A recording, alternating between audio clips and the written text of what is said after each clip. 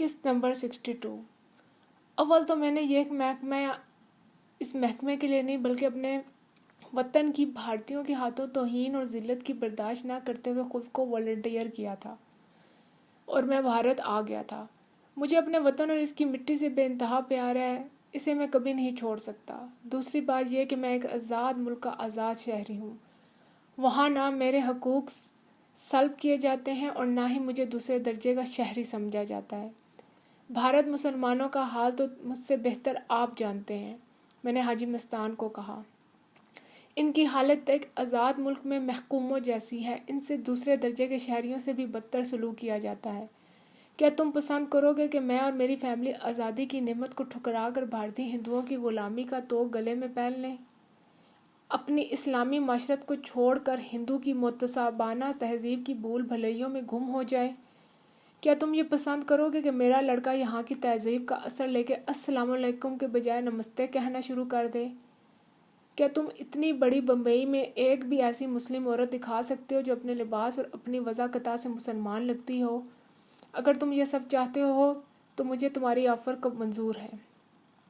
حاجی مستان میری باتیں بہت غور سے سن رہا تھا۔ میں نے بات ختم کی تو وہ کچھ دیر دور خلاؤں میں گھورتا رہا۔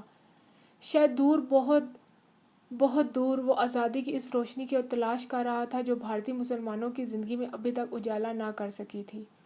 برصغیر کی تاریخ میں پہلی بار ایسا ہوا تھا کہ حاکم محکوم اور محکوم حاکم بنے بیٹھے تھے۔ میں نے اسے سوچوں کی دنیا سے واپس لاتے ہوئے کہا کہ تمہیں تو خوشی ہونی چاہیے کہ تمہارا دوست جسے تم بھائی سے بھی زیادہ عزیز سمجھتے ہو، وہ اپنے وطن کی پہلی منزل کی طرف جا رہا ہے۔ تمہارا پیار اور خلوص کو میں کبھی نہیں بھولوں گا۔ بمبئی میں تمہارا وجود نہ صرف میرے یا صرف یہاں کے باسی مسلمانوں کی سلامتی کا ضامن ہے بلکہ پاکستانیوں کے لیے بھی ایک بڑا سہارا ہے۔ بمبئی میں اگر تم اور یوسف پٹیل نہ ہو تو میرا کیا حشر ہوتا؟ مجھے یقین ہے کہ آئندہ بھی تم اپنے پاکستانی بھائیوں کے لیے اپنا دل اور گھر کے دروازے اسی طرح کھلے رکھو گے۔ بمبئی سے میری روانگی کا فیصلہ ہو گیا تو الوداعی دعوتوں کا سلسلہ چل نکلا۔ 2 بار حاجی مستان نے اور 2 بار یوسف پٹیل نے اپنے گھروں پر پرتکلف ڈنر دیے۔ میری سیفٹی کے پیش نظر مہمانوں کی تعداد بہت محدود رکھنے کے باوجود ہر ڈنر پر 40-50 مہمان تو ضرور آتے تھے۔ میرے کہنے پہ انہوں نے محض چند مخصوص دوستوں سے میرا برٹش نیشنل کے حوالے سے تعارف کروایا۔ میری نیپال روانگی کا مستان اور یوسف نے اپنے قریبی ساتھیوں کو بھی نہیں بتایا تھا۔ یہ 75 کا آغاز تھا۔ نیپال کی سخت سردی کے پیش نظر میں نے لیدر جیکٹ اور کئی گرم کپڑے خریدے۔ میں اپنے ساتھ کم سے کم سامان لے جانا چاہتا تھا لیکن پھر بھی دہلی سے لائے ہوئے 2 سوٹ کیس چھوٹے پڑ گئے۔ میں نے 2 بڑے سوٹ کیس خریدے، ایک نہایت اعلیٰ رین کوٹ لیا جس کی ٹوپی گردن تک لمبی اور سائڈز کے دونوں فلیپ آدھے سے زیادہ چہرے کو ڈھانپ لیتے تھے۔ روانگی کا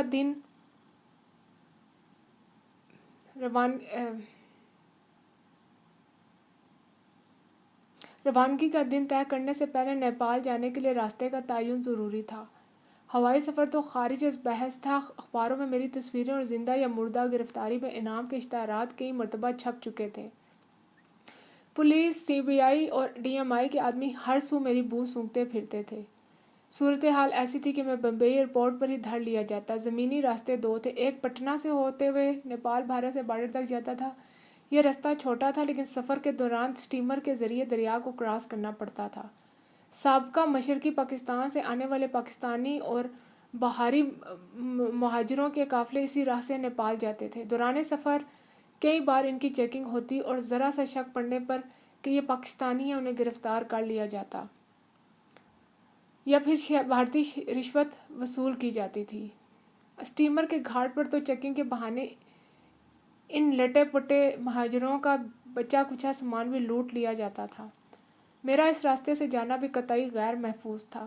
اب صرف ٹرین کے ذریعے لمبا چکر کاٹ کر اور زگ زیگ منزلیں طے کرتے نیپال کی سرحد تک پہنچا جا سکتا تھا۔ یہ سفر اس لحاظ سے بھی محفوظ تھا کہ بیشتر حصہ ٹرین میں طے ہونا تھا۔ میں نے سارے بھارت کے تفصیلی نقشے خرید لیے اور اپنی منزلوں کو مارک کرنا، ذہن نشین کرنا شروع کر دیا۔ سفر کی تمام تفصیلات طے کرنے کے بعد روانگی کا فیصلہ ہوا۔ حاجی مستان اور یوسف پٹیل اس بات پر مصر تھے کہ ان کے مسلح افراد میری حفاظت کے لیے نیپال کے بارڈر تک میرے ہمراہ جائیں، لیکن میں نے انکار کر دیا۔ اسمگلنگ کے دھندے میں ملبوس ان کارندوں کی معلومات صرف بمبئی اور نواحی علاقوں تک محدود تھی۔ یہ سارے تقریباً ان پڑھ تھے۔ جس راستے سے میں جا رہا تھا وہاں ان سے اگر معمولی سی بھی عام پوچھ گچھ ہوتی تو وہ قابل اطمینان جواب دینے سے قاصر تھے۔ میں نے یہ آفر رد کر دی تو انہوں نے کہا کہ بنارس تک کے لیے ریل کا اے سی کوچ ریزرو کروا دیتے ہیں۔ میں نے انہیں کہا کہ میں پر ہجوم ڈبے میں سفر کرنا چاہتا ہوں۔ میرے لیے اگر اے سی ڈبہ ریزرو کیا گیا تو خواہ مخواہ ریلوے اور پولیس والوں کی نظروں میں آ جاؤں گا، جو ہر چھوٹے بڑے اسٹیشن پر مشکوک افراد کو تلاش کرتے پھرتے ہیں۔ اور یہ حقیقت بھی تھی کہ پاکستانی مہاجروں کے قافلوں اور بھارتی پاک کیمپوں سے فرار ہونے والے اور ہتھیار نہ ڈالنے والے فوجیوں کی تلاش بھارتی پولیس کے لیے رشوت کا بہت بڑا ذریعہ بن چکی تھی۔ میرے بہت سمجھانے کے بعد بالآخر یہ فیصلہ ہوا کہ بمبئی سینٹرل اسٹیشن سے بنارس تک کا سفر میں اپر کلاس میں کروں۔ 18 جنوری 75 کے لیے ایک نئے نام رمیش ساہنی سے اپر کلاس کا سلیپر ریزرو کروا لیا گیا۔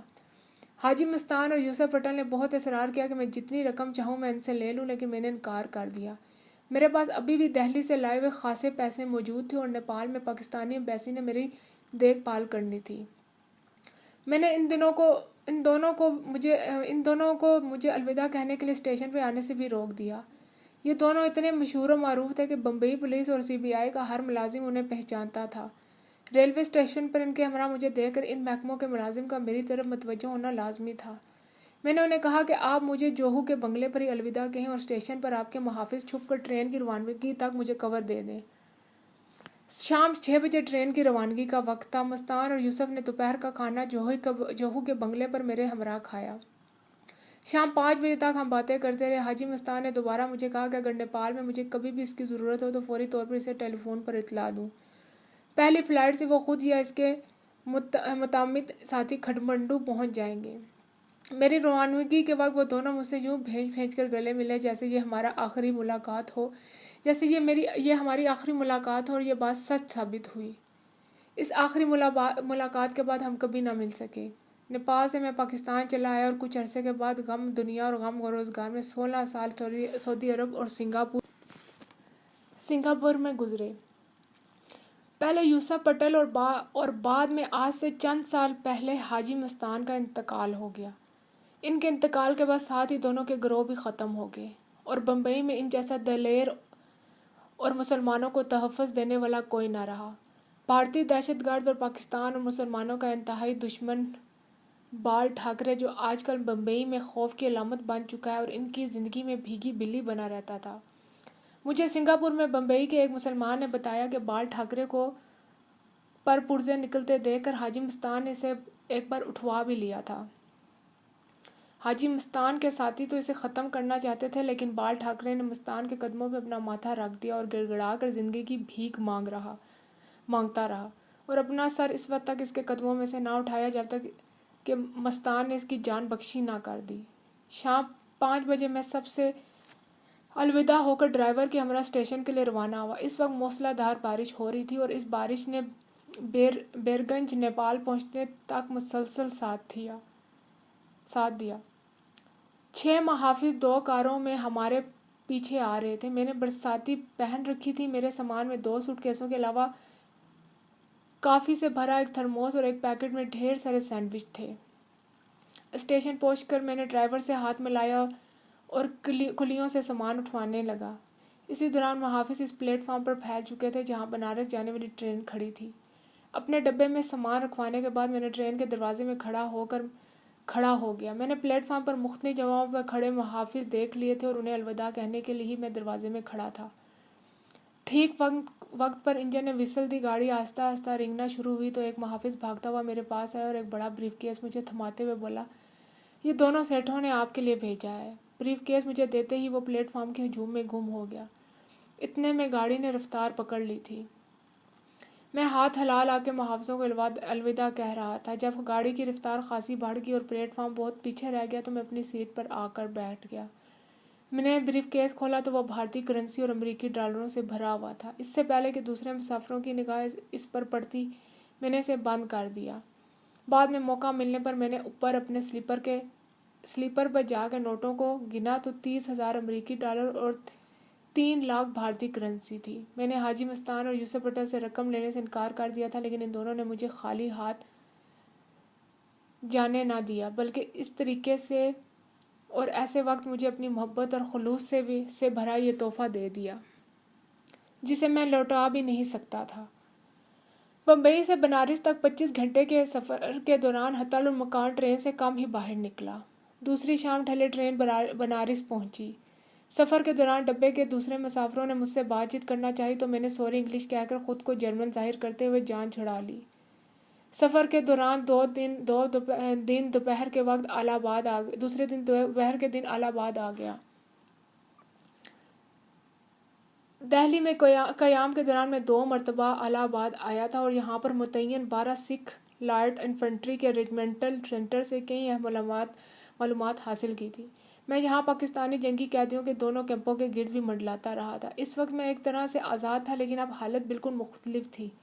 ہر آنکھ مجھے گھورتی ہوئی اور ہر شخص مجھے بھارتی پولیس یا فوج کا کارندہ دکھائی دیتا تھا۔ اس لیے میں نے پلیٹ فارم پر جانے کے بجائے ڈبے میں رہنے میں ہی اپنی عافیت سمجھی۔ عجیب اتفاق تھا کہ بنارس میں بھی موسلا دھار بارش ہو رہی تھی۔ اسٹیشن سے باہر آ کر میں نے سواری پکڑی اور مرکزی جامع مسجد کے قریب ایک درمیانے درجے کے ہوٹل میں کمرہ لے لیا۔ میں نے اس ہوٹل میں ایک خاص بات دیکھی، ہر کمرے میں ہندوؤں کے بھگوانوں اور دیوتاؤں کی 20 سے زائد تصویریں اور دیواروں پر ٹنگی تھیں۔ یعنی ہندوؤں کا مذہبی شہر ہونے کی وجہ سے ہوٹل کے گاہکوں کو اپنے اپنے دیوتاؤں کے درشن کمروں میں ہی کروانے کا انتظام تھا۔ میں نے صبح بنارس اور شام ادھ کے حسن کا تذکرہ کتابوں میں پڑھا تھا۔ شام ادھ تو نواب واجد علی شاہ کے ساتھ ہی ختم ہوگی، لیکن بنارس کی صبح دیکھنے کا موقع میں گنوانا نہیں چاہتا تھا۔ بارش بھی تھم چکی تھی۔ میں سورج طلوع ہونے سے پہلے ہی اس منظر سے لطف اندوز ہونے کے لیے ہوٹل سے باہر آ گیا۔ ہندو مرد اور عورتوں کا ایک ہجوم تھا جو سفید دھوتیاں باندھے پتر گنگا میں اشنان کر کے اپنے گناہ دھونے جا رہا تھا۔ درجنوں غیر ملکی ٹورسٹ بھی گنگا کنارے کھڑے اپنے کیمروں میں ان مناظر کو محفوظ کر رہے تھے۔ میں بھی ان میں شامل ہو گیا۔ ایک قابل دید منظر تو طلوع آفتاب کا تھا۔ بنارس کے سینکڑوں چھوٹے بڑے مندروں کے سنہری کلشوں سے ٹکرا کے منعکس ہونے والی سورج کی شعاؤں نے ہر طرف ایک آگ سی لگا رکھی تھی۔ یہ واقعی قابل دید منظر تھا۔ دوسرا منظر ذرا دنیاوی اور ہندوؤں کی ضعیف الاتقاء کا منظر تھا۔ زمانے بھر کی آلودگیاں اور چتاؤں کی راکھ سے بھری پتر گنگا میں کپڑوں سے بے نیاز ہزاروں ہندو عورتیں اور مرد اشنان کر رہے تھے۔ ذرا سی بات پر شرم سے لجا کر چھوئی موئی ہو کر لمبا گھونگھٹ نکالنے والی ہندوانیاں یہاں ہزاروں مردوں کے سامنے اتنی بے باکی اور بے حیائی سے اشنان کر رہی تھی کہ انہیں دیکھ کر سویڈن کے بیچ ساحل پر نہانے اور سن بات لینے والی جل پریاں بھی حیرت سے منہ میں انگلیاں دبا لیں۔ واقعی دونوں مناظر قابل دید ہی تھے۔ 9 بجے میں ہوٹل واپس آ گیا اور ناشتہ کر کے بسوں کے اڈے کی راہ لی۔ میرا اگلا پڑاؤ اعظم گڑھ تھا۔ یہاں کی بسیں بڑی آرام دہ ہیں۔ ٹھیک وقت پر روانگی اور منزل پر پہنچنے کے علاوہ ایک بھی زائد مسافر نہ بٹھانا ان کا خاصہ ہے۔ اڈے پر پہنچتے پہنچتے بوندا باندی پھر شروع ہو چکی تھی، جو بس کی روانگی تک موسلا دھار بارش میں بدل گئی۔ اعظم گڑھ سے میں نے دوسرے روٹ کی بس لی اور گورپور کو جو جاتی تھی۔ اگر آپ نقشے میں دیکھیں تو میرا بنارس سے آگے کا سفر سیدھا نہیں تھا، بلکہ بل کھاتا مشرق سے مغرب، شمال سے جنوب اور پھر شمال کو ہوتا جاتا تھا۔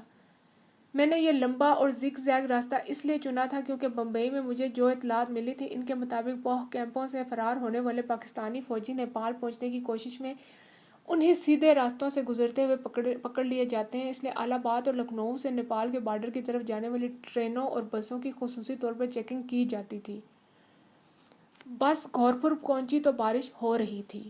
میں نے بس سے اترنے سے پہلے ہی رین کوٹ کی ٹوپی سے اپنے چہرے کو اچھی طریقے سے ڈھانپ لیا۔ گورپور کے ہوائی اڈے کو تباہ کرنے کے مشن کے دوران میں ساتھیوں کے سمیت کئی روز یہاں رہا تھا۔ چھوٹا شہر ہونے کی وجہ سے ان دنوں کئی لوگوں نے مجھے دیکھا ہوگا۔ دونوں کاروں کے مالکان بھی جنہیں ہم بے ہوش کر کے زندہ چھوڑ آئے تھے، گورپور کے ہی رہنے والے تھے۔ جن ہوٹلوں میں ہم ٹھہرے تھے ان کے ملازمین بھی اچھی طرح سے ہمارے چہرہ شناس تھے۔ میں اب تیسری مرتبہ یہاں آیا تھا۔ اس سفر کے دوران یہ شہر میرے لیے سب سے خطرناک تھا۔ بس سے اترتے ہی میں نے بغیر کرایہ طے کیے ایک رکشہ لی اور اسٹیشن پہنچ کر اسے 10 روپے دیے۔ کلی نے میرا سامان اٹھایا اور میں ریلوے اسٹیشن میں داخل ہو گیا۔ گورکھپور ایک بڑی فوجی چھاؤنی بھی ہے۔ اسٹیشن پر ایک پوری ریجمنٹ کے جوان اور افسر موجود تھے۔ یہ غالباً جاٹ ریجمنٹ تھی جس کو لے جانے کے لیے اسپیشل ٹرین آ رہی تھی۔ پلیٹ فارم پر ریجمنٹ کے جوانوں اور افسروں کے علاوہ ملٹری پولیس کے چاقو چوبند جوان بھی ادھر ادھر گھوم رہے تھے۔ میں جلدی سے ٹکٹ ونڈو کی طرف بھاگ گیا۔ بدحواسی میں مجھے وہاں ایک ایسی فاش غلطی ہوئی جسے سوچ کر میں اب بھی تھرا اٹھتا ہوں۔ تربیت کے دوران مجھے بھارتی فوجی معلومات کے علاوہ نہ صرف عام ہندی بول چال سکھائی گئی تھی بلکہ بھارتی ہندوؤں کے رہن سہن، تہذیب و تمدن، ادب آداب کے علاوہ ان تمام باتوں سے تفصیلاً آگاہ کیا گیا تھا جن سے مجھے بھارت میں قیام کے دوران واسطہ پڑ سکتا تھا۔ بھارت میں قیام کے دوران میں نے 20 بار ٹرین کا سفر کیا لیکن مجھ سے کبھی بھی ایسی غلطی نہ ہوئی تھی۔ اس کی وجہ غالباً 3 برس تک مسلسل خوف و ہراس کے درمیان رہنے، خطرناک مشن سر انجام دینے، گرفتاری اور تشدد اور فرار کے بعد اب آزاد فضاؤں میں سانس لینے کی امید اور اسٹیشن پر فوجیوں کی بڑی تعداد کو دیکھ کر خطرے کے احساس کا مجموعی ریئیکشن رد عمل تھا۔ ٹکٹ ونڈو پر میں نے رکسول کا انٹر کلاس کا ٹکٹ مانگا۔ انٹر کلاس کا سنتے ہی ٹکٹ بابو مجھے گھورنے لگا۔ آدھا منٹ بعد وہ پلک جھپکائے بغیر ٹکٹ کی باندھے مجھے دیکھتا رہا۔ اس دوران مجھے بھی اپنی غلطی کا احساس ہو چکا تھا۔ میں صرف ٹکٹ بابو کے رحم و کرم پر تھا۔ اگر میں وہاں سے بھاگتا تو اس کی ایک ہی آواز پہ ادھر ادھر کے پھیلے فوجی مجھے پکڑ لیتے۔ میرے وہاں کھڑے رہنے کے سوا کوئی چارہ نہ تھا۔ غلطی کا احساس ہوتے ہی میرے لبوں پہ مہر سی لگ گئی تھی۔ میں اپنی غلطی کی تردید میں کچھ کہنا چاہتا تھا لیکن آواز ساتھ نہ دے رہی تھی۔ ٹکٹ بابو کو میرے چہرے پہ پھیلی دہشت یقیناً صاف نظر آ رہی ہوگی اور وہ آدھا منٹ مجھ پر صدیوں سے بھاری گزرا۔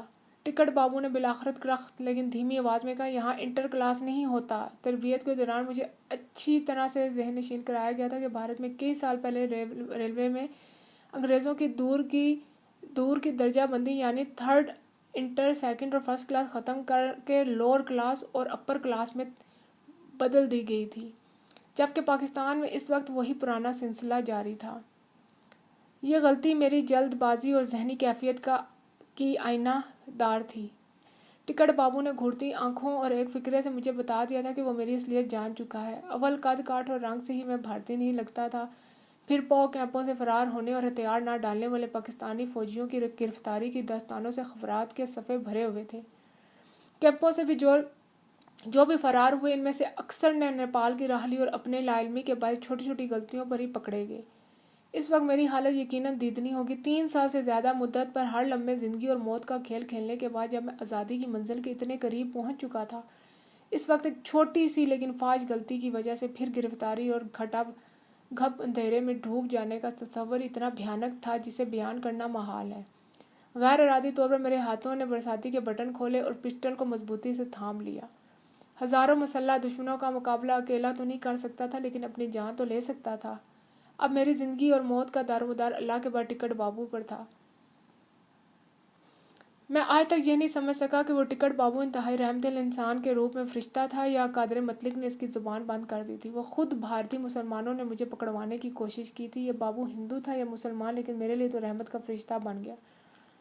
اس نے خاموشی سے مجھے رکسول کا لوور کلاس کا ٹکٹ دیا۔ اسے پیسے دیتے وقت میری آنکھیں تشکر کے جذبات سے لبریز تھیں اور اس کی آنکھوں سے قلبی سکون اور اطمینان جھلک رہا تھا۔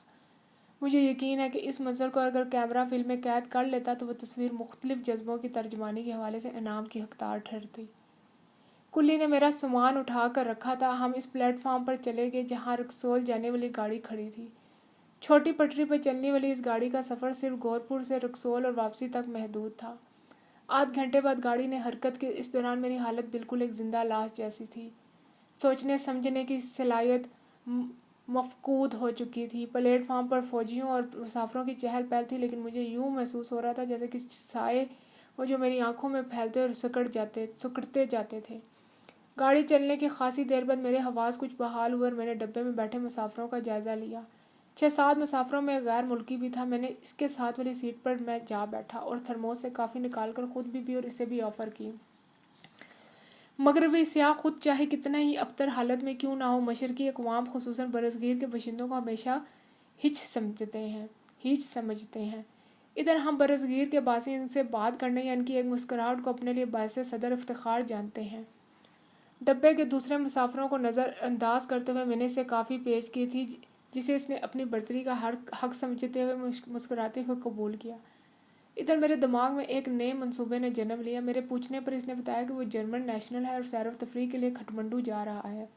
ان مغربی سیاحوں کی سیر و تفریح اور کھٹمنڈو جانے کا مقصد مجھے وہاں پہنچ کر معلوم ہوا، جس کا ذکر آگے آئے گا۔ گھورپور میں کی ہوئی غلطی کا مجھ سے شدت سے مجھے احساس ہو رہا تھا۔ گاڑی جیسے ہی کسی اسٹیشن پر رکتی، میں سہمی نظروں سے پلیٹ فارم پر ادھر ادھر دیکھتا۔ مجھے ایسے محسوس ہوتا تھا کہ مجھے پکڑنے کے لیے پولیس یا فوجی اچانک کسی طرح سے جھپٹ پڑیں گے۔ کالی گھٹا چھائی ہوئی تھی اور وقفے وقفے سے بارش ہو رہی تھی۔ اپنے منصوبے کے مطابق میں نے جرمن کو اپنے متعلق بتایا کہ میں دہلی میں کاروبار کرتا ہوں اور اسی سلسلے میں کھٹمنڈو جا رہا ہوں۔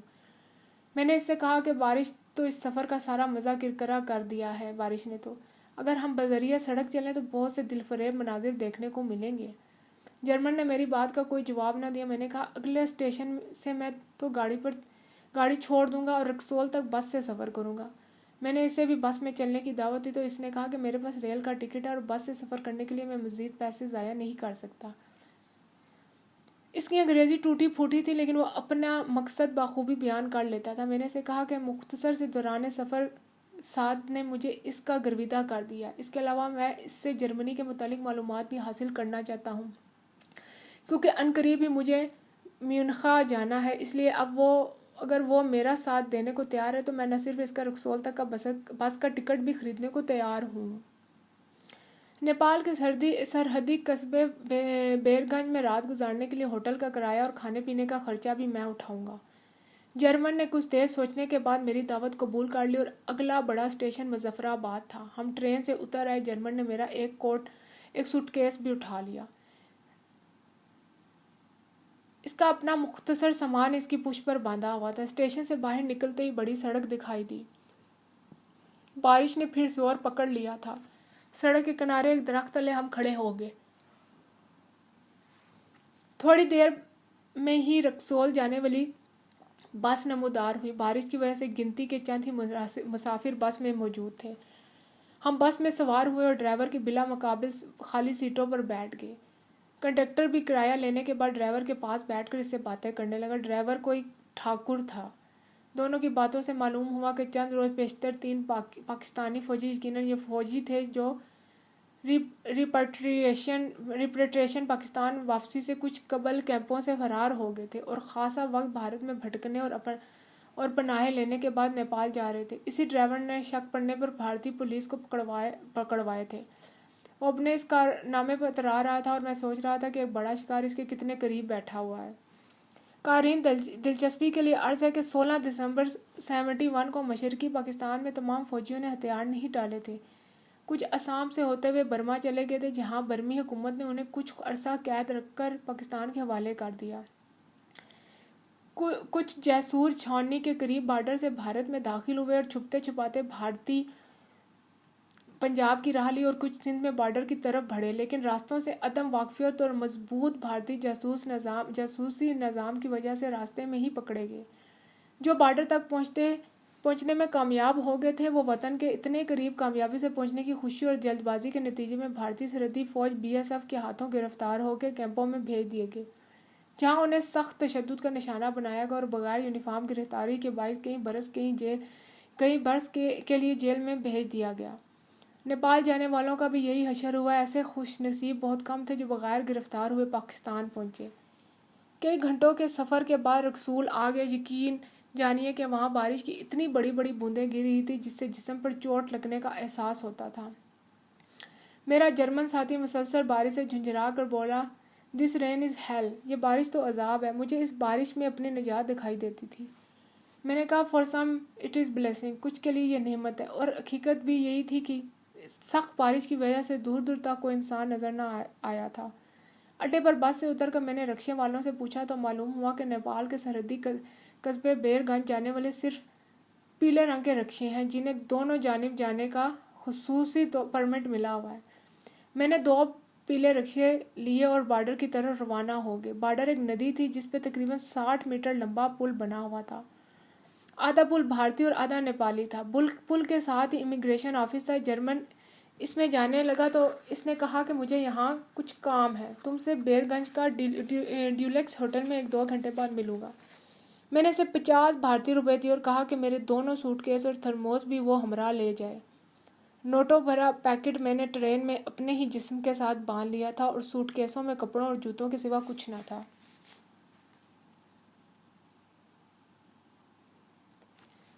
جرمن کو امیگریشن دفتر بھیج کر میں نے اپنا رکشہ بھی فارغ کر دیا اور بارڈر کراس کرنے کی تدبیریں سوچنے لگا۔ اگر ندی بارش کی وجہ سے چڑھی نہ ہوتی تو رات کے اندھیرے میں اسے کراس کرنا ایسا مشکل نہ تھا، لیکن اس وقت تو وہ بھپری ہوئی تھی۔ ایک خیال آیا کہ رات رکسول میں ٹھہرا جائے، لیکن فوراً اس کو جھٹک دیا۔ رکسول جیسے سرحدی قصبے کے ہوٹل میں ٹھہرنا مصیبت کو خود دعوت دینے کے مترادف تھا۔ میں انہی سوچوں میں الجھا ہوا تھا کہ جرمن امیگریشن آفس سے باہر آیا اور رکشے میں بیٹھ کر پل کی جانب روانہ ہو گیا۔ میں نے اسے پل کراس کرتے دیکھا۔ نیپال کی طرف کوئی امیگریشن آفس نہ تھا۔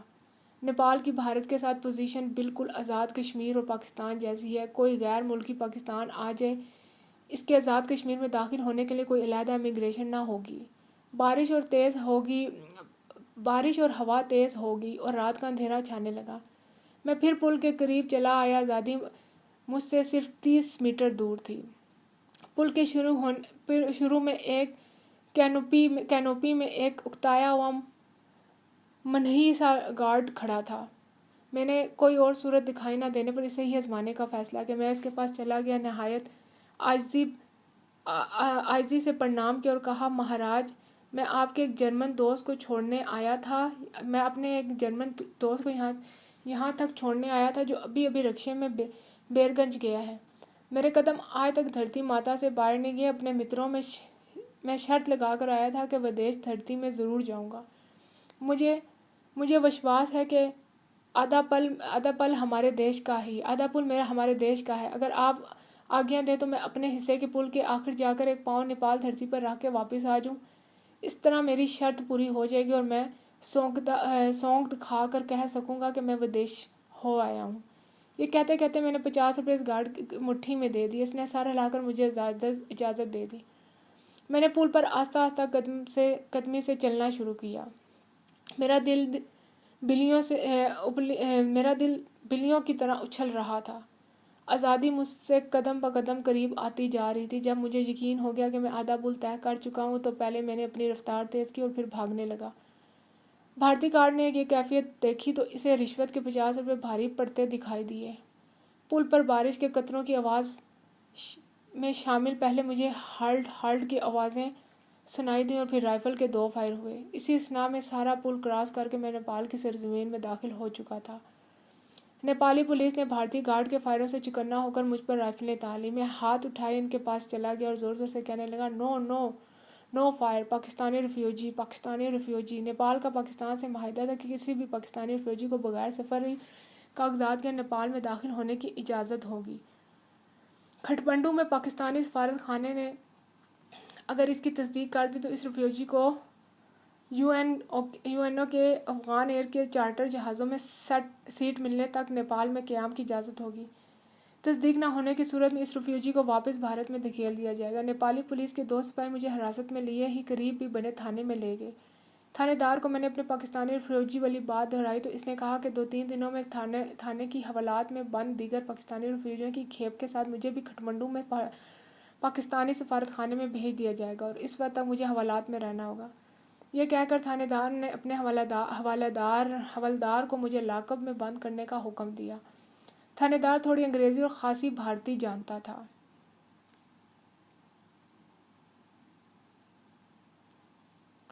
میں نے چہرے کو ذرا بگاڑ کر امریکن لہجے میں انگریزی میں کہا کہ میں ایک باعزت پاکستانی شہری ہوں۔ نیپال اور بھارت کے معاہدے کے مطابق مجھے آپ کے ملک میں حوالات نہیں بلکہ پناہ ملنی چاہیے۔ میں نے خود اپنے آپ کو آپ کے حوالے کیا ہے۔ آپ کی مہربانی ہو کہ اگر مجھے بیر گنج میں کسی ہوٹل میں قیام کی اجازت دے دیں، میں خود کل صبح آپ کے پاس حاضر ہو جاؤں گا اور اپنے خرچ پر ٹیکسی لے کر پولیس کے ہمراہ کھٹمنڈو پاکستانی سفارت خانے جاؤں گا۔ تھانے دار تو سوچ میں پڑ گیا اور ہیڈ کانسٹیبل نے مجھے کمرے کے کونے میں لے جا کر کہا، 500 روپے تھانے دار کے لیے اور 1200 اس کی ٹیکسی کے لیے دے دو تمہاری بات مان لی جائے گی۔ میں نے فوراً 2000 روپے نکال کر اسے دیے اور کہا کہ مدد کرنے کے عوض 300 روپے تمہارے لیے۔ 2000 روپے دونوں کی جیب میں جانے کی دیر تھی کہ مجھے ہوٹل میں ٹھہرنے کی اجازت مل گئی۔ یہ اجازت ملنے میں سارا روپے کا ہی نہیں بلکہ امریکن لہجے میں انگریزی بولنے کا بھی حصہ تھا، جس سے برصغیر کے بسنے والے خام خواہ احساس کمتری کا شکار ہیں۔ ہیڈ کانسٹیبل مجھے ہوٹل چھوڑنے کے لیے ہمراہ چل پڑا۔ بمبئی سے روانگی سے قبل میں نے خصوصی طور پر بھارت نیپالی سرحد اور نیپال کے تفصیلی اور جامع نقشے اور ٹورسٹ گائیڈ بکس لے لی، کیونکہ میں اگر رکسول سے سرحد عبور کرنے میں ناکام ہو جاتا تو پھر کسی دوسری جگہ سے مجھے یہ سرحد کراس کرنی تھی۔ گائیڈ بک کے مطابق بیرگنج میں ڈیلکس ہوٹل سب سے بہتر تھا اور یہاں سے سالم ٹیکسی صرف 400 میں کھٹمنڈو جاتی تھی، جس کے 1200 روپے تھانے دار صاحب نے وصول کیے تھے۔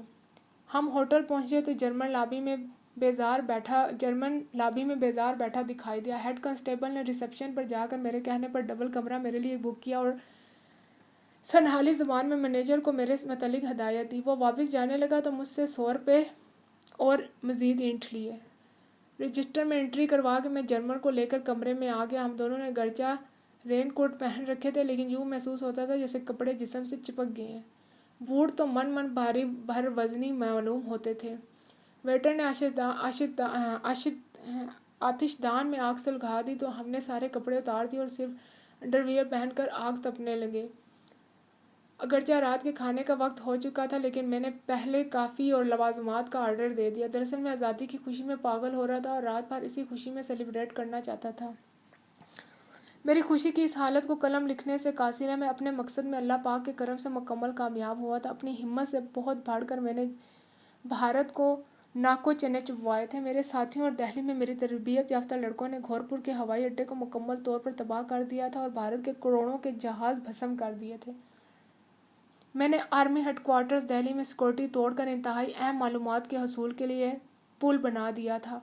میں نے بھارت کے جدید ترین ٹینکوں کی پاکستان کی سرحدوں پر خفیہ ڈپلومنٹ کو تشت ازبام کر دیا تھا اور پاکستان میں بھارتی جاسوسوں کی مکمل فہرست اپنے محکمے کو پیش کر دی تھی۔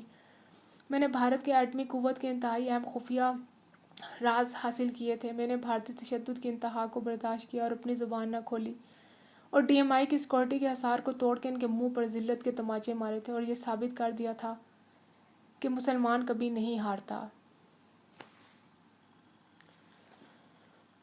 اور اپنے یقین اور بھروسے کی وجہ سے میں نے اتنا تشدد برداشت اور تمام مشنوں کی تکمیل خطرناک مشنوں کی تکمیل کے باوجود آج میں نے آزادی کی فضاؤں میں سانس لے رہا تھا۔ میں بہت زیادہ خوش تھا۔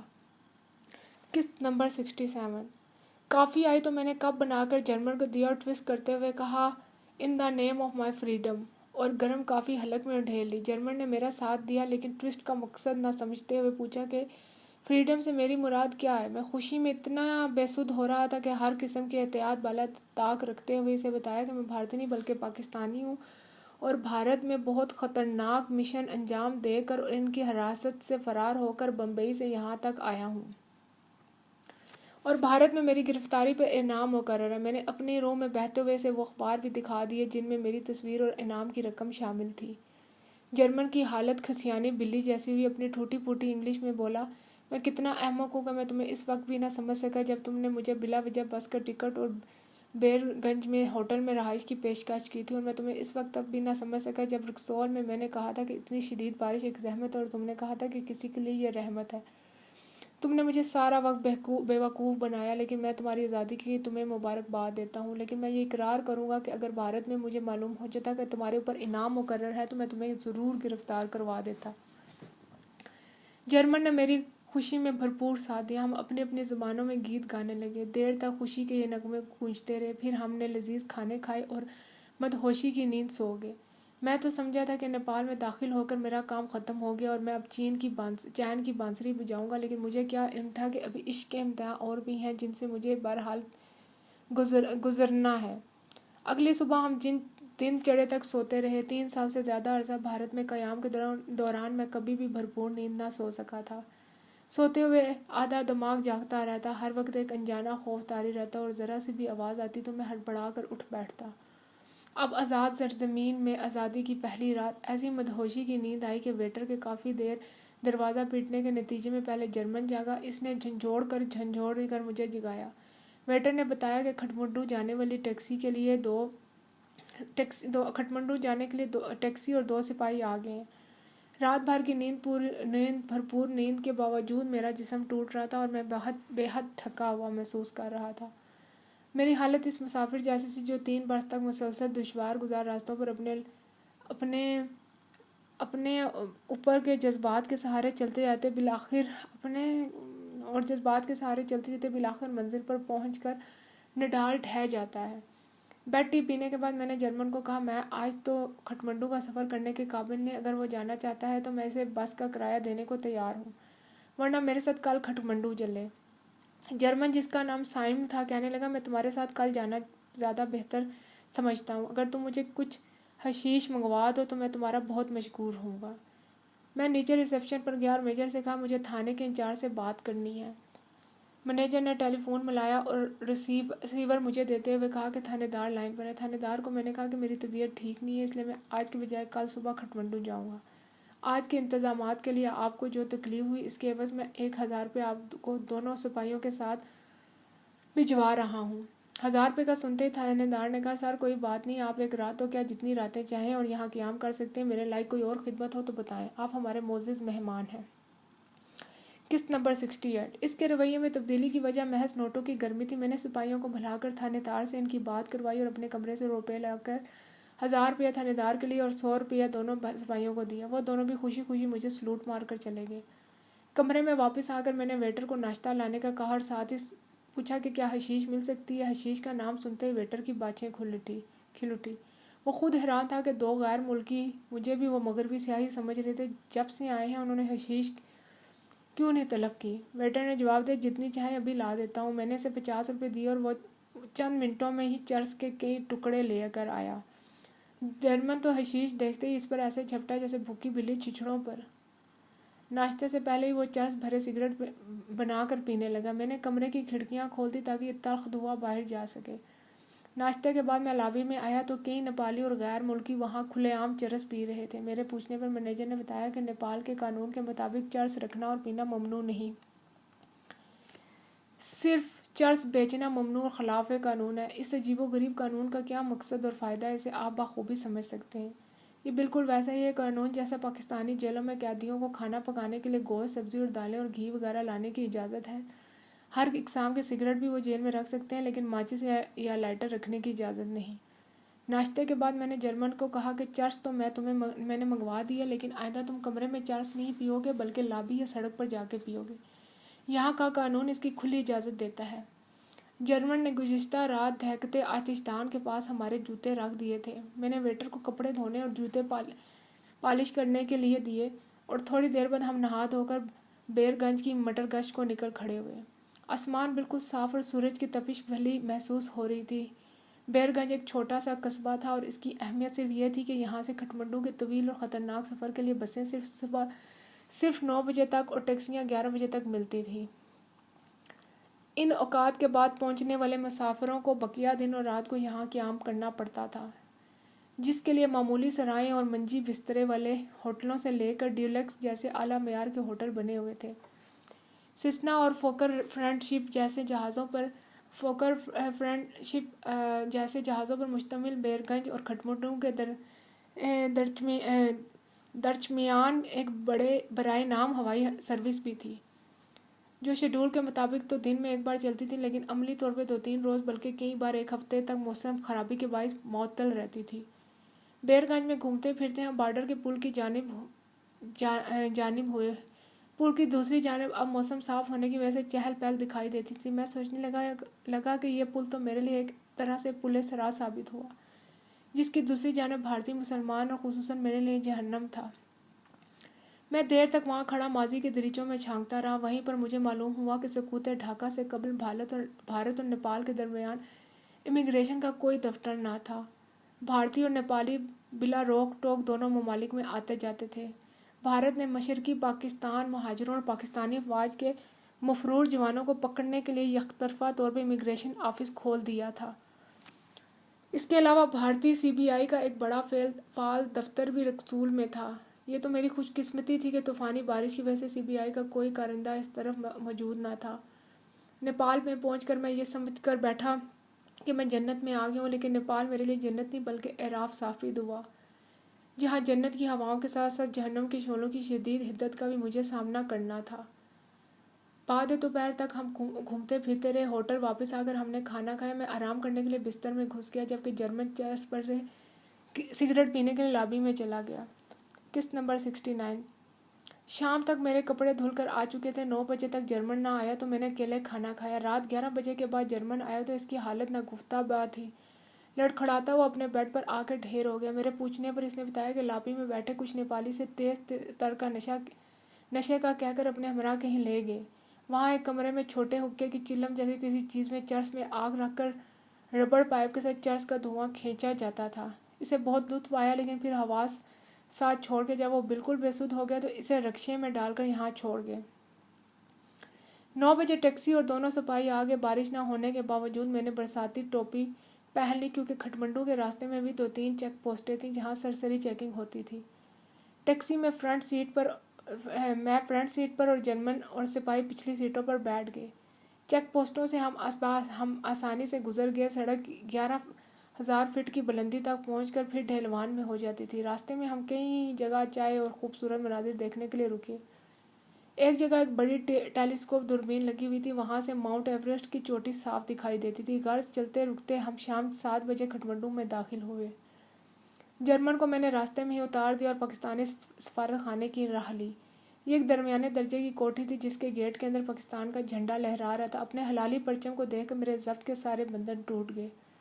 اس پرچم کی آن کی خاطر میں پرخطر اور سنگلام وادیوں سے گزرا تھا۔ میں نے اسی پرچم کی خاطر انتہائی خطرناک مشن انجام دیے تھے۔ اس پرچم کو شان اور وقار سے لہراتا دیکھ کر میں نے 3rd ڈگری سے بھی زیادہ تشدد برداشت کیا اور نہ زبان کھولی اور نہ آنکھ میں ایک آنسو بھی آنے دیا۔ اب اس پرچم کو لہراتے دیکھ کر میرے ضبط کی قوت جواب دے گی تھی۔ میری آنکھوں سے بے تحاشا آنسو بہہ رہے تھے۔ میں دھاڑے مار کر رو رہا تھا اور میرا دایاں ہاتھ اپنے پرچم کو مسلسل سلامی دے رہا تھا۔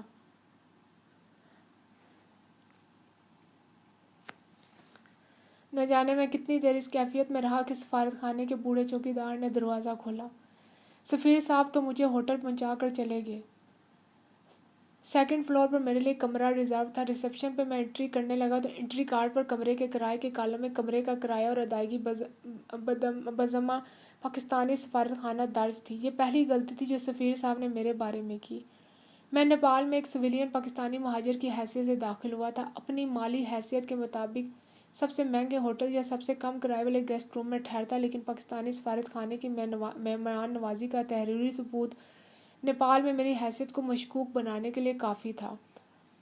میں نے وہ کارڈ پھاڑ دیا اور دوسرا کارڈ لے کر ادائیگی کے خانے میں 5,000 روپے ایڈوانس میں جمع کروائے اور کمرے میں آ گیا۔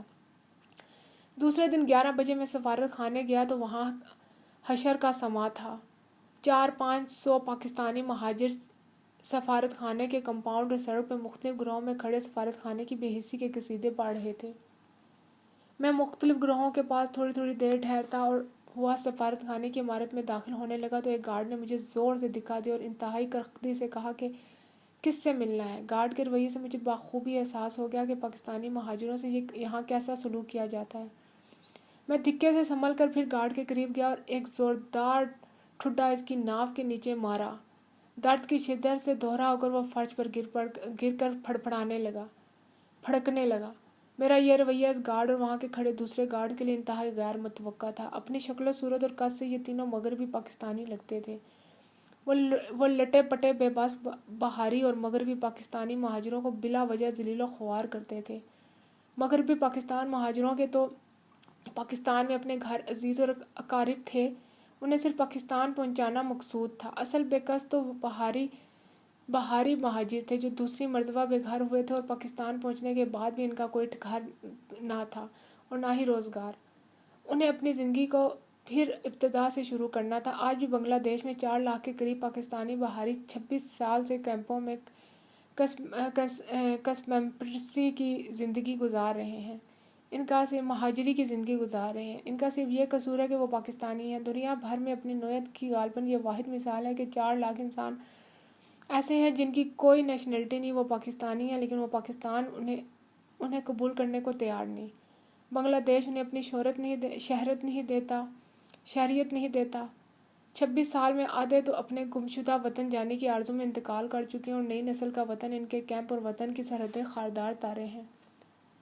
میں تو اس بات پر حیران ہوں کہ صرف کراچی میں غیر قانونی رہائش پذیر برمی، سری لنکن اور بنگلہ دیشیوں کی تعداد پاکستانیوں سے 2 چند ہے، تو بنگلہ دیش کے کیمپوں میں دکھ بھری زندگی کی گھڑیاں گن رہے ہیں اور جو بنگلہ دیش کے کیمپوں میں دکھ بھری زندگی کی گھڑیاں گن رہے ہیں اور ان پاکستانیوں کے حال زار پر حکمرانوں اور صاحب اقتدار کے کانوں پر جوں تک نہیں ریگتی۔ گارڈ کی بدتمیزی پر اسے ٹھٹا پڑتے دیکھ کر ایمبیسی کے احاطے میں کھڑے لوگ ہمارے گرد جمع ہو گئے۔ ان کے پسماردہ چہروں پر اطمینان اور آسودگی سے یوں محسوس ہوتا تھا جیسے ان سب کی آرزو اور حسرت کو میں نے پورا کر دیا ہے۔ میں ایمبیسی کی عمارت میں داخل ہوا تو دوسرے دونوں گارڈ ایک طرف خاموشی سے کھڑے ہو گئے۔ میں سیڑھیاں چڑھ کر سفیر کے پی اے کے کمرے میں گیا۔ اس سے بغیر کوئی بات کیے اس کی ٹیبل سے ایک کاغذ اٹھا کر اس پر گزشتہ رات کا مہمان لکھا اور پی اے کو کہا کہ یہ چٹ سفیر صاحب کو دے دو۔ ملاقاتی چٹ پر یہ انوکھی عبارت پڑھ کر پی اے کچھ پوچھنا چاہتا ہی تھا کہ میں نے گھبراتے ہوئے خالص فوجی لہجے میں کہا، "اینی ڈاؤٹ، اینی کوسچن؟" پی اے جس کے متعلق بعد میں معلوم ہوا کہ ایمبیسی کا فرعون ثانی تھا، ہکلاتے ہوئے بولا، "نو سر"، اور ایمبیسڈر صاحب کے کمرے میں چلا گیا۔ 3-4 منٹوں میں وہ واپس آیا اور دروازے پہ کھڑے ہوئے ہی بولا، "آئیے سر، ایمبیسڈر سر بلا رہے ہیں۔" ایمبیسڈر بڑے پرتپاک طور پر ملا، خیریت دریافت کی اور ارطلی کو کافی لانے کا کہا، اور پھر ہنستے ہوئے کہنے لگا، "اچھا کیا جو گارڈ کی مرمت کر دی۔ اب اسے تمیز آ گئی ہوگی کہ کس کے ساتھ کس طرح پیش آنا ہے۔" میں نے اس کی بات کا کوئی جواب نہ دیا۔ اسے میرے اس کے کمرے تک پہنچنے سے پہلے ہی گارڈ والے واقعے کی اطلاع مل چکی تھی۔ آج سفارت خانے میں میرا پہلا دن تھا اور میں نہیں چاہتا تھا کہ پہلے دن ہی جھگڑا مول لے لوں۔ کافی پینے کے بعد سفیر صاحب نے چابیوں کا سرمہر پیکٹ مجھے دیا۔ اس کے ساتھ ایک 4 مختلف جگہوں پر لاکھ کی مہریں لگا لفافہ بھی دیا۔ میں نے دونوں کی مہریں چیک کر کے وصولی کی رسید پہ دستخط کیے۔ سفیر صاحب لفافے میں خط کے مندرجات جاننے کی خواہشمند تھے، لیکن میں نے لفافہ جیب میں رکھ لیا اور پوچھا کہ ڈاک کس روز پاکستان جاتی ہے اور کب آتی ہے۔ پھر جیسے اچانک کچھ یاد آ گیا ہو، سفیر سے پوچھا، "آپ نے یہ کیا غضب کر دیا جو ہوٹل میں کرائے اور دوسرے بلوں کی ادائیگی سفارت خانے کے ذمہ لکھوا دی؟ آپ کو تو اچھی طرح سے معلوم ہے کہ یہاں سویلین ریفیوجی کی حیثیت سے آیا ہوں۔ پھر بھلا ایمبیسی کو میرے اخراجات ادا کرنے کی تحریری ثبوت دینے کی کیا ضرورت تھی؟ میں نے وہ کارڈ پھاڑ دیا ہے اور نیا کارڈ بھر کر 5,000 ایڈوانس ادا کیا ہے۔ آپ نے بلا سوچے سمجھے جو کیا وہ میرے اور سفارت خانے کے حق میں بے حد خطرناک ثابت ہو سکتا تھا۔" سفیر صاحب نے اپنی اس حماقت کا انجام سوچ کر گھبرا گئے اور بولے، "واقعی مجھ سے بہت بڑی غلطی ہوئی۔ آپ یوں کیجیے کہ ہوٹل میں 20,000 ایڈوانس جمع کروا دیں اور 5,000 اپنے خرچ کے لیے رکھیں۔" یہ کہہ کر اس نے اکاؤنٹنٹ کو کہا کہ 15,000 روپے اور سادہ پیمنٹ واؤچر لے کر آ جائے۔ اکاؤنٹنٹ نے مجھے 15,000 روپے دیے اور 25,000 کا واؤچر بنا کر سفیر سے پوچھنے لگا، "سر کیا نام لکھوں؟" اس سے پہلے کہ سفیر جواب دے میں نے کہا، "انڈر کوٹ کیٹ آئز سسپینس لکھ دے۔" سفیر صاحب نے نہ سمجھتے ہوئے بھی سر ہلا کر ہاں کہا۔ اکاؤنٹنٹ نے واؤچر بھر کر پہلے سفیر کو اور پھر مجھے دستخط کرنے کو دیا۔ میں نے اپنے اصلی نام کے انیشلز لیٹر لکھ دیے۔ تھوڑی دیر بعد میں نے جانے کی اجازت چاہی اور پوچھا کہ کون سا اہم مشن مجھے سونپا گیا ہے۔ سفیر نے مجھے بتایا کہ میرے سربامہر لفافے کے ساتھ ایک خط اسے بھی ملا تھا جس میں لکھا تھا کہ مشن کی تفصیلات میرے لفافے میں موجود ہیں اور میں آپ کے ساتھ پورا تعاون کروں تاکہ مشن بخوبی پورا ہو سکے۔ میں نے جانے کی اجازت چاہی تو سفیر صاحب بھی اٹھ کھڑے ہوئے اور بولے کہ وقت ہو گیا ہے، آپ لنچ میرے ساتھ ہی کریں۔ میں آپ کو یہاں کے حالات بتانا چاہتا ہوں۔ لنچ کے بعد میں دفتر میں نہیں آؤں گا، گھر پر ہی باتیں کریں گے۔ وہ تو مجھے اپنی مرسیڈیز 200 میں ساتھ لے جانا چاہتا تھا، لیکن میں نے کہا کہ آپ جائیں، آپ کی کوٹھی نزدیک ہی ہے، میں پیدل آ جاؤں گا۔ آپ کے ساتھ آپ کی گاڑی میں دیکھ کر یہاں پر موجود لوگ نامعلوم مجھے کیا سمجھ بیٹھیں جب میں یہاں ریفیوجی کے کور میں ہی رہنا چاہتا ہوں۔ سفیر صاحب کی گاڑی چلی تو میں بھی نیچے اتر آیا۔ امبیسی کے لان میں کھڑے ریفیوجی مجھے دیکھتے ہی میرے آگے پیچھے ہوئے۔ کئی نے براہ راست مجھ سے مخاطب ہو کر مجھے اپنی پریشانیاں اور سفارت خانے کی بے حسی کے متعلق بتانا شروع کر دیا۔ سفارت خانے کے بیرونی گیٹ پر پہنچ کر میں نے انہیں کہا کہ میں بھی ان کی طرح ریفیوجی ہوں، بھارت میں ایک عزیز کے گھر پناہ لے کر اب تک چھپا رہا، اب حالات کچھ بہتر ہوئے ہیں تو پاکستان جانے کے لیے کل ہی کھٹمنڈو پہنچا ہوں۔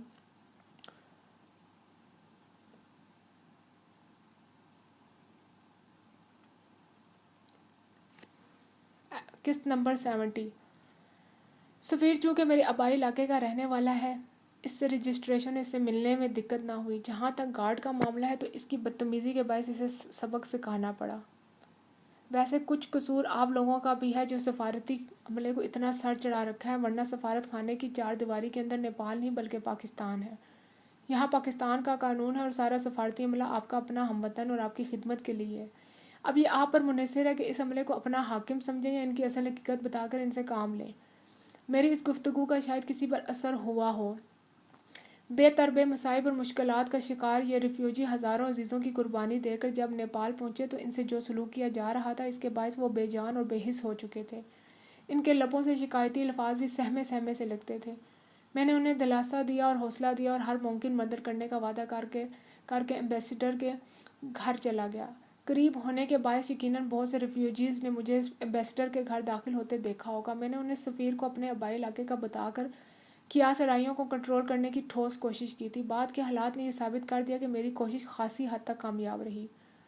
کھانا حسب معمول پرتکلف تھا۔ کھانے کے بعد ہم ڈرائنگ روم میں آ گئے۔ سفیر صاحب نے بتایا کہ کھٹمنڈو میں سقوط ڈھاکہ کے وقت پاکستانی ایمبیسیڈر بنگالی تھا، وہ ڈیفیکٹو ہو گیا۔ اس نے پاکستانی سفارت خانے پہ بنگلہ دیش کا جھنڈا لگا دیا اور سفارت خانے کے مغربی پاکستانی تمام ملازمین کو نکال باہر کیا۔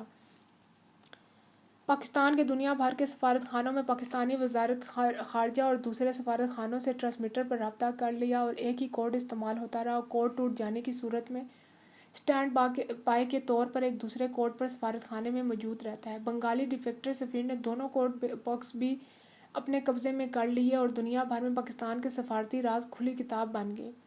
مغربی پاکستان عملے میں مہاجروں کی حالت میں ایک کوٹھی کرائے پر لے کر اپنا سفارت خانہ قائم کیا اور کئی مہینوں بعد پاکستان نے انہیں نئے ٹرانسمیٹر سیٹ اور نئے کوڈ بکس فراہم کیے۔ تمام سفارت خانوں کو پرانی کوڈ باکس ضائع کر کے نئی کوڈ بکس دی گئی۔ یہاں پاکستان سے نیا عملہ بھیجا گیا۔ اس دوران بنگلہ دیش سے پاکستان جانے کے خواہشمند مہاجروں کا یہاں سیلاب آ گیا۔ UNO نے پاکستان مہاجروں کے لیے دنیا کی سب سے چھوٹی افغان ایئر کے چند چھوٹے جہاز چارٹر کیے۔ اس وقت افغانستان کے بھارت سے بہت قریبی روابط تھے، اس لیے افغان ایئر کے جہاز جان بوجھ کر تیل لینے کا عذر کر کے دہلی میں اترتے تھے، جہاں بھارتی DMI اور CBI والے جہاز کے اندر جا کے مہاجروں کو چیک کرتے اور کسی پر ذرا سا بھی شک پڑنے پر اسے پاکستانی فوجی کہہ کر اتار لیتے۔ سردیوں میں 4 ماہ تو برف باری کا عذر گھڑ کر جہاز آتے ہی نہیں تھے، جبکہ نیپال ایئر کے علاوہ دوسری ایئر لائنز کے جہاز 12 مہینے پرواز کرتے ہیں۔ اس کے علاوہ شیڈول کے مطابق ہفتے میں ایک بار آنے کے بجائے افغان ایئر کے جہاز تکنیکی خرابی کا بہانہ بنا کر مہینوں نہیں آتے اور جہاز میں سیٹوں کی تعداد سے صرف نصف تعداد لے کر پرواز کرتے ہیں۔ اس بارے میں ان کا کہنا ہے کہ رن وے کے اطراف پہاڑوں کی وجہ سے وہ مقررہ لوڈ سے نصف لوڈ لے کر ہی پرواز کر سکتے ہیں۔ ان کا یہ عذر بھی بالکل بے معنی ہے کیونکہ دوسرے جہاز فل لوڈ کے ساتھ پرواز کرتے ہیں۔ ان وجوہات کی بنا پہ نیپال میں پاکستانی مہاجروں کی تعداد بڑھتی جا رہی ہے۔ قسط نمبر 71۔ اور ہمارا سفارت خانہ اپنے محدود وسائل کی وجہ سے ان مہاجروں کی توقعات پر پورا نہیں اترتا۔ نتیجتاً ہر روز سفارت خانے میں مہاجروں کا ہجوم رہتا ہے۔ سفیر صاحب نے ایسی ہی کچھ تفصیلات بتا کر مجھے پھر لفافہ کھولنے کا کہا۔ تو میں نے لفافہ کھولا تو اس میں ایک بڑے سفید کاغذ کی پیشانی پر انگریزی میں صرف 2 ٹائپ شدہ سطریں تھیں۔ Congratulations on your arrival in Nepal. We hope you have not forgotten your training. Nepal آمد پر مبارکباد، ہمیں امید ہے کہ تم نے اپنی ٹریننگ بھولی نہیں ہوگی۔ میں نے کاغذ سفیر کے ہاتھ میں دے دیا، وہ بھی یہ 2 سطوریں دیکھ کر حیران ہو گیا کہ اس میں ایسی کیا بات تھی جو لفافہ 4 جگہوں پر لاک کی مہریں لگا کر بھیجا گیا تھا۔ میں یہ پڑھتے ہی اس کاغذ کی اہمیت سمجھ چکا تھا۔ کاغذ واپس لا کے میں نے حفاظت سے جیب میں رکھ لیا اور تھوڑی دیر بعد سفیر سے اجازت لے کر ہوٹل چلا گیا۔ کمرے میں لگے ہیٹر سے میں نے کاغذ کو گرمی پہنچائی تو وہ دونوں طرف روح ابھرنے لگے اور چند منٹوں میں ہی خفیہ روشنائی سے لکھا ہوا خط کا مکمل مضمون میرے سامنے تھا۔ اس خط میں مجھے ہدایت کی گئی تھی کہ سفارت خانہ کے اعلیٰ کارکردگی کی تفصیلاً جان بین کرو اور مفصل رپورٹ بھیجو۔ مجھے جو مشن سونپا گیا تھا اس کے متعلق مختصر عرض کرتا ہوں۔ بھارت نے اپنے تربیت یافتہ ایجنٹ مہاجروں کے بیس میں نیپال بھیج دیے تھے، جن میں کئی پاکستان پہنچ کر تخریبانہ کارروائیاں کر رہے تھے۔ مجھے نیپال میں ان بھارتی ایجنٹوں کا پتہ چلانا تھا اور غیر محسوس طریقے سے انہیں ایمبیسی کے ذریعے جلد از جلد پاکستان بھجوانا اور ان کی تفصیلی کوائف پاکستان بذریعہ ڈاک یا ایمرجنسی کی صورت میں ٹرانسمٹ کروانے تھے۔ خط میں لکھا تھا کہ ٹرانسمٹ آپریٹر ہی کوڈ اور ڈی کوڈ کرتا ہے اور ہمارے ہی محکمے کا آدمی ہے۔ میں اس پر بھرپور بھروسہ کر سکتا ہوں اور اپنے پیغامات بھجوا سکتا ہوں جس کی ایمبیسی کے کسی دوسرے ملازم کو خبر نہ ہو۔ مشن کا دوسرا حصہ یہ تھا کہ مشرقی پاکستان سے آنے والے مہاجرین کی بہت کم تعداد سیدھی نیپال آئی تھی۔ تقریباً 90% مہاجر بھارت میں اپنے عزیز و اقارب کے پاس مہینوں بلکہ برسوں قیام کر کے نیپال آئے تھے۔ بھارت میں ان کے قیام کے دوران ان کے میزبانوں کے ہندو ہمسایوں یا دیگر ذرائع سے CBI والوں کو ان کی بھارت آمد کی اطلاع مل جاتی تھی۔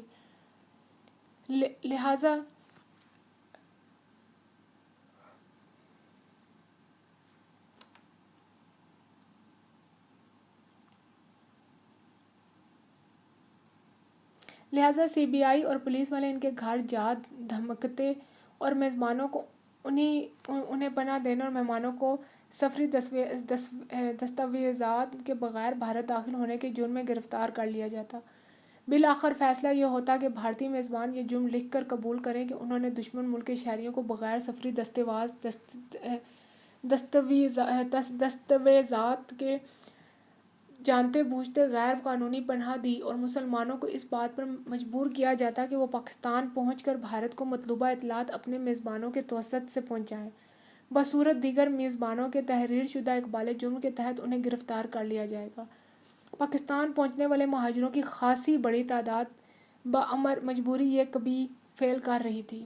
پاکستان میں تو ایسے بہت سے لوگ تلاش بسیر کے بعد پکڑے گئے تھے۔ میرے ذمہ یہ ڈیوٹی لگائی گئی کہ مہاجروں میں گھل مل کر ایسے لوگوں کا پتہ چلاؤں جو انڈیا کے پلانٹڈ تھے اور ایمبیسی کے ذریعے انہیں جلد از جلد پاکستان بھجواؤں۔ نیپال میں تو حکومت پاکستان کا بس نہ چلتا تھا، لیکن لاہور ایئرپورٹ پر ایسے پلانٹڈ مہاجروں کے استقبال کے لیے میرے محکمے کے افراد موجود ہوں گے۔ میں نے اس خط کو اپنے سوٹ کیس میں سنبھال کر رکھ لیا تاکہ اگر سفیر صاحب تعاون سے انکار کر دے تو انہیں خط کا یہ اگلا حصہ ضرور دکھا سکوں۔ قسط نمبر 72۔ اگلے روز میں پھر سفارت خانے گیا، لیکن عمارت کے اندر جانے کے بجائے لان میں موجود سینکڑوں مہاجروں کے درمیان ہی گھومتا رہا۔ گزشتہ روز گارڈ کی مرمت کا چرچا ہر ایک کی زبان پر تھا۔ ان میں سے بیشتر کا خیال تھا کہ مجھے حکومت پاکستان نے سفارت خانے کی دھاندلیوں کی انکوائری کے لیے بھیجا ہے۔ میں نے انہیں دوبارہ سمجھایا کہ میں ان کی طرح ایک مہاجر ہوں۔ میں نے ان سے چند پڑھے لکھے لوگوں کو چنا اور انہیں کہا کہ مجھے شام 5 بجے انا پورنا ہوٹل میں ملیں تو باہم صلاح و مشورہ کر کے بہتری کی کوئی تدبیر تلاش کرتے ہیں۔ شام 5 بجے میں لابی میں آیا تو ان لوگوں کے علاوہ 30-40 مہاجر ہوٹل کے وسیع لان میں کھڑے تھے۔ میرے پوچھنے پر انہوں نے بتایا کہ باوجود ہزار منع کرنے کے کہ یہ آپ سے ملنے چلے آئے ہیں، سردی سے ٹھٹرتے میلے کچیلے کپڑوں میں ملبوس ان مہاجروں کو ہوٹل کی انتظامیہ لابی میں بھی داخل نہ ہونے دیتی۔ نسبتاً بہتر لباس میں لابی میں بیٹھے مہاجروں سے میں نے پوچھا کہ کیا کوئی ایسا ہوٹل یا ریسٹورینٹ ہے جہاں ہم سب چائے پی سکیں۔ انہوں نے بتایا کہ شیر پنجاب نامی ایک سکھ کا ریسٹورینٹ ہے، وہاں جگہ بھی کافی ہے اور وہ مہاجر دوست بھی ہے۔ میں نے انہیں کہا کہ وہ ان سب کو اپنے ساتھ لے کر وہاں چلیں، میں بھی ان کے پیچھے ہی وہاں پہنچتا ہوں۔ وہ سب شیر پنجاب کو چلے اور تھوڑی ہی دیر بعد میں رکشہ پکڑ کے ادھر کی راہ لی۔ ہم تقریباً ساتھ ہی اس ریسٹورینٹ میں پہنچے۔ ریسٹورینٹ کا مالک خود ہی گدی پر بیٹھا تھا۔ میں اس کے پاس گیا اور پنجابی میں کہا کہ میرے مہمانوں کو چائے اور کیک رس دے۔ مجھے پنجابی بولتے دیکھ کر وہ گدی سے اٹھ کر نیچے آیا اور بڑے بے تکلفی سے مجھے گلے لگاتے ہوئے بولا، بلے بلے آئے تے شیر پنجاب وچ پنجاب دا شیر آیا ہے۔ سردار جی کی یہ بتکلفی صرف پنجابی زبان بولنے کی وجہ سے تھی۔ وہ غالباً اپنی مادری زبان بولنے اور سننے کو ترسا ہوا تھا۔ ورنہ اسے میری اصلیت کا ہرگز علم نہ تھا۔ میرے چائے کے آرڈر دینے پر اس نے ریسٹورنٹ میں کام کرنے والے لڑکوں کو سارے ٹیبل اور کرسیاں صاف کرنے اور مہمانوں کو چائے اور کیک رس پیش کرنے کا حکم دیا۔ میں نے اسے بتایا کہ میں پاکستانی مسلم اور سابقہ مشرقی پاکستان سے جان بچا کر بھارت میں کئی برس چھپتا چھپاتا یہاں پہنچا ہوں۔ سردار جی مسکراتے ہوئے میری بات سنتے رہے۔ میں خاموش ہوا تو بولے، بادشاہو ساڈے کولوں اصلی گل نہ چھپاؤ۔ سن پتا ہے تسی کون اور میں 6 مہینے جلندر رہ کے ہنے واپس آیا ہاں تے اُہاں دیاں اخباراں وچ نہ لیا ہاں جس وچ تہاڈی فوٹو چھپی ہے۔ تسی نہ تے پنجابیاں دا نام روشن کر دیتا ہے۔ میں نے سردار جی کو کہا، واہگہ دے واسطے چپ کرتے ہوئے بولو، میں پہلے شمنان وچ پھسیاں ہویا ہاں۔ سردار جی خوشی سے بے حال ہو رہے تھے، کہنے لگے، تمہارا راز صرف مجھے تک ہی رہے گا اور میری کرپان تمہارے دشمنوں کا سر اتار دے گی۔ مجھے ایسا محسوس ہونے لگا جیسے سردار جی جذبات سے بے قابو ہو کر وہیں کرپان نکال کر اسے ہوا میں لہرانے نہ لگ جائیں۔ میں نے انہیں سمجھا بجھا کر گدی پر بٹھا دیا اور کہنے لگا، میرے ساتھ کچن میں چلو۔ میں مجبوراً ان کے ساتھ ہو لیا۔ کچن میں انہوں نے زندہ مرغوں کے ڈربے میں سے ایک مرغا نکالا اور چھری میرے ہاتھ میں دیتے ہوئے کہا کہ اسے ذبح کرو۔ میں نے مرغا ذبح کیا تو انہوں نے کہا، اب میں اس سے آپ کے لیے روسٹ کروں گا۔ سارے بھارت اور نیپال میں مسلمانوں کے طریقے سے ذبح جانور کا گوشت نہیں ملتا، اسے آپ اس کے دیے ہوئے۔ سردار نے کہا کہ سارے نیپال میں مسلمانوں کے طریقے سے ذبح جانور کا گوشت نہیں ملتا، اسے آپ یہاں کھائیں یا ہمراہ لے جائیں، یہ آپ کی مرضی۔ سردار جی کی واہلانہ اور پرخلوص دعوت کو میں ٹھکرا نہ سکا اور اپنے مہمان مہاجروں کے ساتھ جا بیٹھا اور چائے پینے لگا۔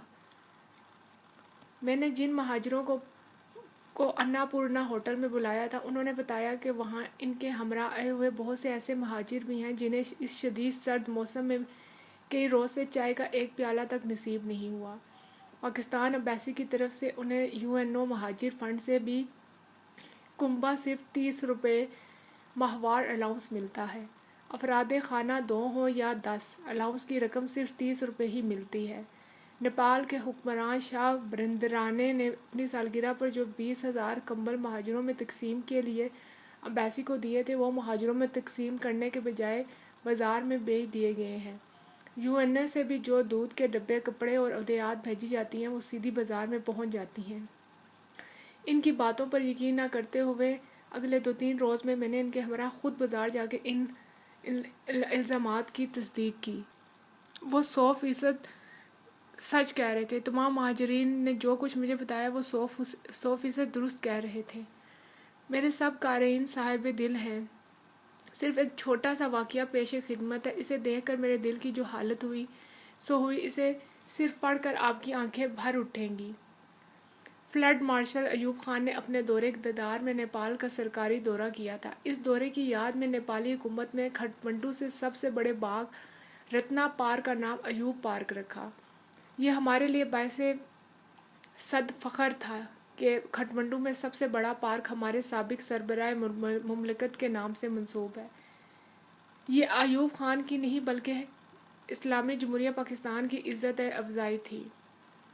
کھٹمنڈو پہنچنے کے چند روز بعد میری ان گناہگار آنکھوں نے اسی ایوب پارک میں نوخیز پاکستانی مہاجر لڑکیوں کو صرف 5 روپے اور کھانے کے عوض جسم فروشی پر مجبور ہوتے دیکھا۔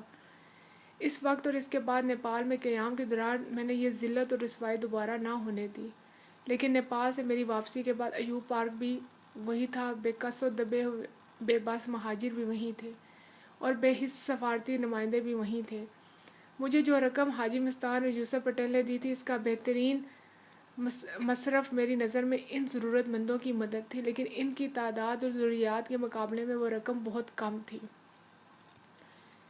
میں نے اسی بات کو اپنے دماغ میں لاتے ہوئے حاجی مستان سے فون پر رابطہ کیا اور ان سے ان مہاجروں کی حالت زار بتا کر کہا کہ اگر وہ اور یوسف پٹیل ان کی مدد کرنے کے خواہاں ہوں تو وہ دونوں خود آ کر اپنے نمائندے بھیج کر ان کی مالی امداد کریں۔ حاجی مستان نے پہلے تو مجھے فون سے باخیریت کھٹمنڈو پہنچ کر اطلاع نہ دینے کا شکوہ کیا اور پھر کہا کہ میں یوسف پٹل سے بات کر کے اسے اس کار خیر میں شریک ہونے کا کہوں گا۔ وہ شامل ہو گیا تو بہت بہتر، ورنہ پرسوں میرا آدمی 30 لاکھ روپے آپ کو ہوٹل میں پہنچا دے گا۔ اس کے دیے ہوئے دن اور وقت کے مطابق بذریعہ جہاز حاجی مستان کا ایک آدمی، جس نے مجھے بمبئی میں بخوبی دیکھا ہوا تھا، ہوٹل آیا اور 50 لاکھ روپے مجھے دیتے ہوئے بتایا کہ 30 لاکھ حاجی مستان اور 20 لاکھ روپے یوسف پٹل نے بیچے ہیں۔ وہ جلدی میں تھا کیونکہ اسے جہاز سے واپس ممبئی جانا تھا۔ ان دونوں کے خطوط بھی تھے جن میں اور باتوں کے علاوہ یہ تحریر تھی کہ اگر مزید ضرورت ہو تو فون کر دیں۔ اس نے یہ بھی کہا کہ حاجی مستان اور یوسف پٹل مجھے 11 بجے رات کے لگ بھگ فون کریں گے۔ رات کو ان دونوں کی مجھ سے فون پر بات ہوئی۔ میں نے ان کا شکریہ ادا کیا اور انہیں مزید امدادی رقم بھیجنے کا وعدہ انہوں نے مزید امدادی رقم بھیجنے کا وعدہ کیا۔ اب میرے پاس اتنی رقم تھی کہ میں کھلے ہاتھ سے امدادی کام شروع کر سکتا تھا اور مہاجرین سے اپنے مشن کے لیے معلومات بھی بآسانی حاصل کر سکتا تھا۔ آئندہ 2-3 دن ضرورت مند مہاجروں کی فہرستیں تیار کرنے میں لگ گئی۔ ان فہرستوں میں کھٹمنڈو میں مقیم صرف سب مہاجروں کے نام درج نہ تھے۔ مجھے بتایا گیا کہ 200 سے زیادہ اور ایسے مہاجر کنبے ہیں جو فارغ البال ہیں۔ میں نے کہا مجھے ان مہاجروں کے محلے داروں یا کم از کم اسی شہر کے رہنے والوں اور یہاں پر ان سے زیادہ ربط و ضبط رکھنے والوں سے ملنا ہے۔ فہرست بنانے والوں نے کہا کہ وہ 2-3 روز میں ان مطلوبہ لوگوں سے مجھے ملوا دیں گے۔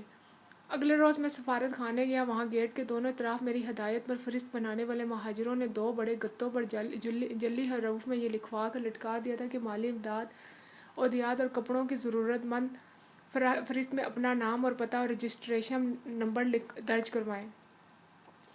تصدیق کے فوری بعد ان کی ضرورت پوری کر دی جائے گی۔ فہرست میں دھڑا دھم نام درج ہو رہے تھے۔ میرے منع کرنے کے باوجود فہرست تیار کرنے والوں نے مجھے اٹھ کر سلام کیا۔ میں ایمبیسی میں داخل ہونے لگا تو مجھ سے مار کھائے ہوئے گارڈ سمیت سب گارڈز نے مجھے سلوٹ کیا۔ سفیر کے پی اے کے پاس گیا تو اس نے اٹھ کر خیر مقدم کیا اور سفیر کو میری آمد کی اطلاع دی۔ سفیر نے مجھے فوری بلوایا۔ اس کے پاس فرسٹ اور سیکنڈ سیکرٹری بیٹھے ہوئے تھے۔ سفیر نے ان سے میرا بحیثیت مہاجر تعارف کرایا۔ یہ محض مجھے دکھانے کے لیے تھا۔ مجھے بعد میں معلوم ہوا کہ گارڈ کو مارنے والے روز ہی سفیر نے انہیں میری اصلیت بتا دی تھی۔ سفیر تو خاموش بیٹھا رہا، لیکن سیکنڈ سیکرٹری، جس کا اصل عہدہ میں باوجہ نہیں بتا سکتا، بولا یہ کیا تماشا ہو رہا ہے؟ اس روز تم نے گارڈ کو مارا اور آج مہاجروں کو امداد دینے کا اعلان کیا جا رہا ہے۔ یہ ایمبیسی کے کاموں میں صریحاً دخل اندازی ہے۔ میں نے جواب دیا کہ گارڈ کو تو میں نے اس کی بدتمیزی میں مارا ہے، جو بھی بدتمیزی کرے گا اس کا بلا تخصیص برا حشر کروں گا۔ جہاں تک مہاجروں کی امداد کا سوال ہے تو امداد دینے والے کا نام کہیں بھی نہیں لکھا ہے، لیکن در حقیقت چند مخیر لوگ میری وساطت سے یہ امداد کر رہے ہیں۔ سیکنڈ سیکرٹری بولا وہ مخیر لوگ ایمبیسی کی معرفت امداد کیوں نہیں دیتے؟ میں نے جواب دیا کہ اس کا سوال تو ان سے ہی پوچھو تو بہتر ہے۔ ویسے میری اطلاع کے مطابق ایمبیسی کو مہاجروں کے لیے پہنچنے والی امداد سیدھی کھٹمنڈو کے بازاروں میں پہنچ جاتی ہے۔ میری یہ بات سنتے ہی فرسٹ اینڈ سیکنڈ سیکرٹری اس الزام کی پرزور تائید کرنے لگے۔ ان کی آواز میں کبھی کبھی سفیر کی آواز بھی شامل ہو جاتی۔ جب وہ ذرا خاموش ہوئے تو میں نے تینوں کو مخاطب کرتے ہوئے کہا کہ اب تک ایمبیسی میں جو بھی دھاندلیاں ہوئی ہیں، میں ان کے ٹھوس ثبوت حاصل میں نے کر لی ہیں۔ سیکنڈ سیکرٹری، جو زیادہ ہی جوشیلا دکھائی دیتا تھا، کہنے لگا کیا تمہیں معلوم ہے کہ تم کہاں بیٹھے ہو اور میں کون ہوں؟ میں نے بڑے اطمینان سے جواب دیا میں پاکستانی سفارت خانے یعنی پاکستانی سرزمین میں بیٹھا ہوں، اور تم جس محکمے سے سفارشوں کے ذریعے سفارت خانے میں آئے ہو اسے بھی بخوبی جانتا ہوں، اور تمہارے یہاں پر بھی جو ذاتی کرتوت ہیں ان سے بھی بخوبی واقف ہوں۔ قسط نمبر 74۔ اور میں ان سب کی رپورٹ اپنی پہلی ڈاک میں پاکستان بھجواؤں گا، اور تمہیں میں چیلنج کرتا ہوں کہ میرا کچھ بگاڑ سکتے ہو تو بگاڑ لو۔ یہ کہہ کر میں اٹھا اور دروازے کو اتنی زور سے بند کیا کہ اندر بیٹھے تینوں کرسیوں سے اچھل پڑے۔ میرے تلخ رویے اور ایمبیسیڈر کی سیاست کے باعث یا کسی نامعلوم وجہ سے یہ دونوں سیکرٹری شام کو میرے ہوٹل پہنچ گئے۔ لابی میں مجھے ملنے کے لیے چند مہاجر بھی بیٹھے تھے۔ میں نے مہاجروں کو پہلے اٹینڈ کیا اور قریباً 1 گھنٹہ ان کے ہمراہ رہا۔ اس دوران دونوں سیکرٹری بار بار اپنی گھڑیاں اور مجھے مہاجروں سے محو گفتگو دیکھتے رہے۔ میں نے ان کے لیے کافی بھجوا دی تھی۔ مہاجروں سے فارغ ہو کے میں ان کے پاس آیا تو دونوں اٹھ کر مجھ سے ملے اور بغیر وقت لیے آنے کی معذرت چاہی۔ قصہ مختصر، ان کے آنے کی وجہ دن کو سفیر کے کمرے میں ہونے والی تلخ گفتگو کو بھلا دینے اور آئندہ میرے ساتھ پورے تعاون کا وعدہ تھا۔ میں نے انہیں صاف کہہ دیا کہ جہاں تک میری ذات کا تعلق ہے، میں نے نہ تو ان کے درشت رویے کو کوئی اہمیت دی ہے اور نہ کوئی اثر لیا ہے۔ جہاں تک مہاجروں کے لیے آنے والے سامان کی خرد برآمد اور بازاروں میں فروختی کا سوال ہے تو اس کے متعلق تفصیلی رپورٹ میں نے بہرحال اپنی ڈاک میں بھیجنی ہے۔ سامان کی فروختگی اور مہاجروں میں تقسیم نہ ہونے کے ثبوت میرے پاس ہیں۔ اگر آپ فوری تفتیش کر کے خرد برد کرنے والوں کے نام اور تحقیقاتی رپورٹ مجھے دو تو وہ بھی میں اپنی ڈاک میں بھیج دوں گا۔ 2 روز بعد ان دونوں نے مجھے اپنی تحقیقاتی رپورٹ اور 2 گارڈز اور چوکیدار کے نام دیے جو ان کی تفتیش کے مطابق سامان بیچنے اور خود برد کے ذمہ دار تھے۔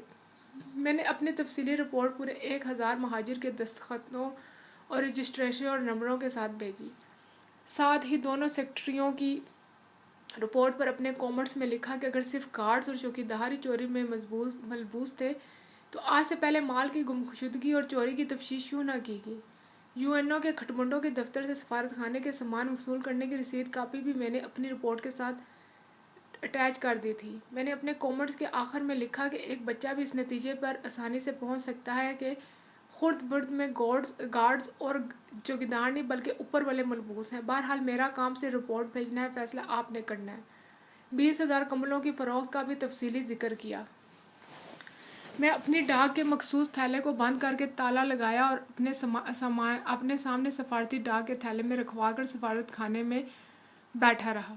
جب سفارت خانے کی گاڑی ڈاک لے کر ایئرپورٹ جانے لگی تو میں ایئرپورٹ جانے کا بہانہ کر کے اسی گاڑی میں ایئرپورٹ پہنچا اور اپنے سامنے ڈاک کارگو سیکشن کے حوالے کروائی۔ بھارتیوں سے تو خیر کی توقع ہی ابس تھی، لیکن اپنوں کا بھی رویہ دیکھ کے میرا دم گھٹنے لگا تھا۔ ایئرپورٹ سے واپسی پہ میں اپنے ہوٹل چلا گیا جہاں مہاجروں کے علاوہ ایمبیسی کا وائرلیس آپریٹر بھی ایک کونے میں بیٹھا میرا منتظر تھا۔ قسط نمبر 75۔ یہ وہی شخص تھا جس کے متعلق میرے محکمے نے خفیہ خط میں اپنا آدمی ہونے کا لکھا تھا۔ میں اسے لے کر اپنے کمرے میں آ گیا۔ کچھ رسمی گفتگو کے بعد میں نے اسے محکمے کا خفیہ خط دکھایا۔ خط دیکھنے کے بعد وہ پھٹ پڑا اور اس نے مجھے میرے خلاف ہونے والی اپنوں کی 2 ایسی خفیہ سازشوں کا بتایا کہ میری آنکھیں پھٹی کی پھٹی رہ گئی۔ اس نے بتایا کہ سفیر صاحب نے ایک پیغام وزارت خارجہ کو ٹرانسمٹ کروایا ہے کہ میں سفارت خانے کے سرکاری کاموں میں رخنہ اندازی کر رہا ہوں اور مہاجروں کو سفارت خانے پہ حملہ کرنے اور سفارتی نمائندوں کو ہلاک کرنے کی ترغیب دے رہا ہوں، جس کے لیے بھارت سے بہت سارے روپے بھی لایا ہوں اور مہاجروں میں تقسیم کر کے انہیں اپنا ہمنوا بنا رہا ہوں۔ سفیر نے سوالیہ نشان کے ساتھ یہ لکھا کہ کیا یہ ممکن نہیں کہ بھارتی حکومت نے مجھے یہ روپیہ اس کام کے لیے دیا ہے۔ دوسری سازش یہ ہے کہ سفیر نے وہ نیپالی جرائم پیشہ افراد کو گھر پر بلا کر کچھ ہدایت دی ہے۔ ہدایت کیا ہے اس کا تو علم نہیں، لیکن آج جب آپ سفارتی ڈاک والی گاڑی میں بیٹھ رہے تھے تو ان دونوں نیپالیوں نے سیکنڈ سیکرٹری کے کمرے سے نکل کر آپ کی خفیہ طور پر تصویریں اتاری تھیں۔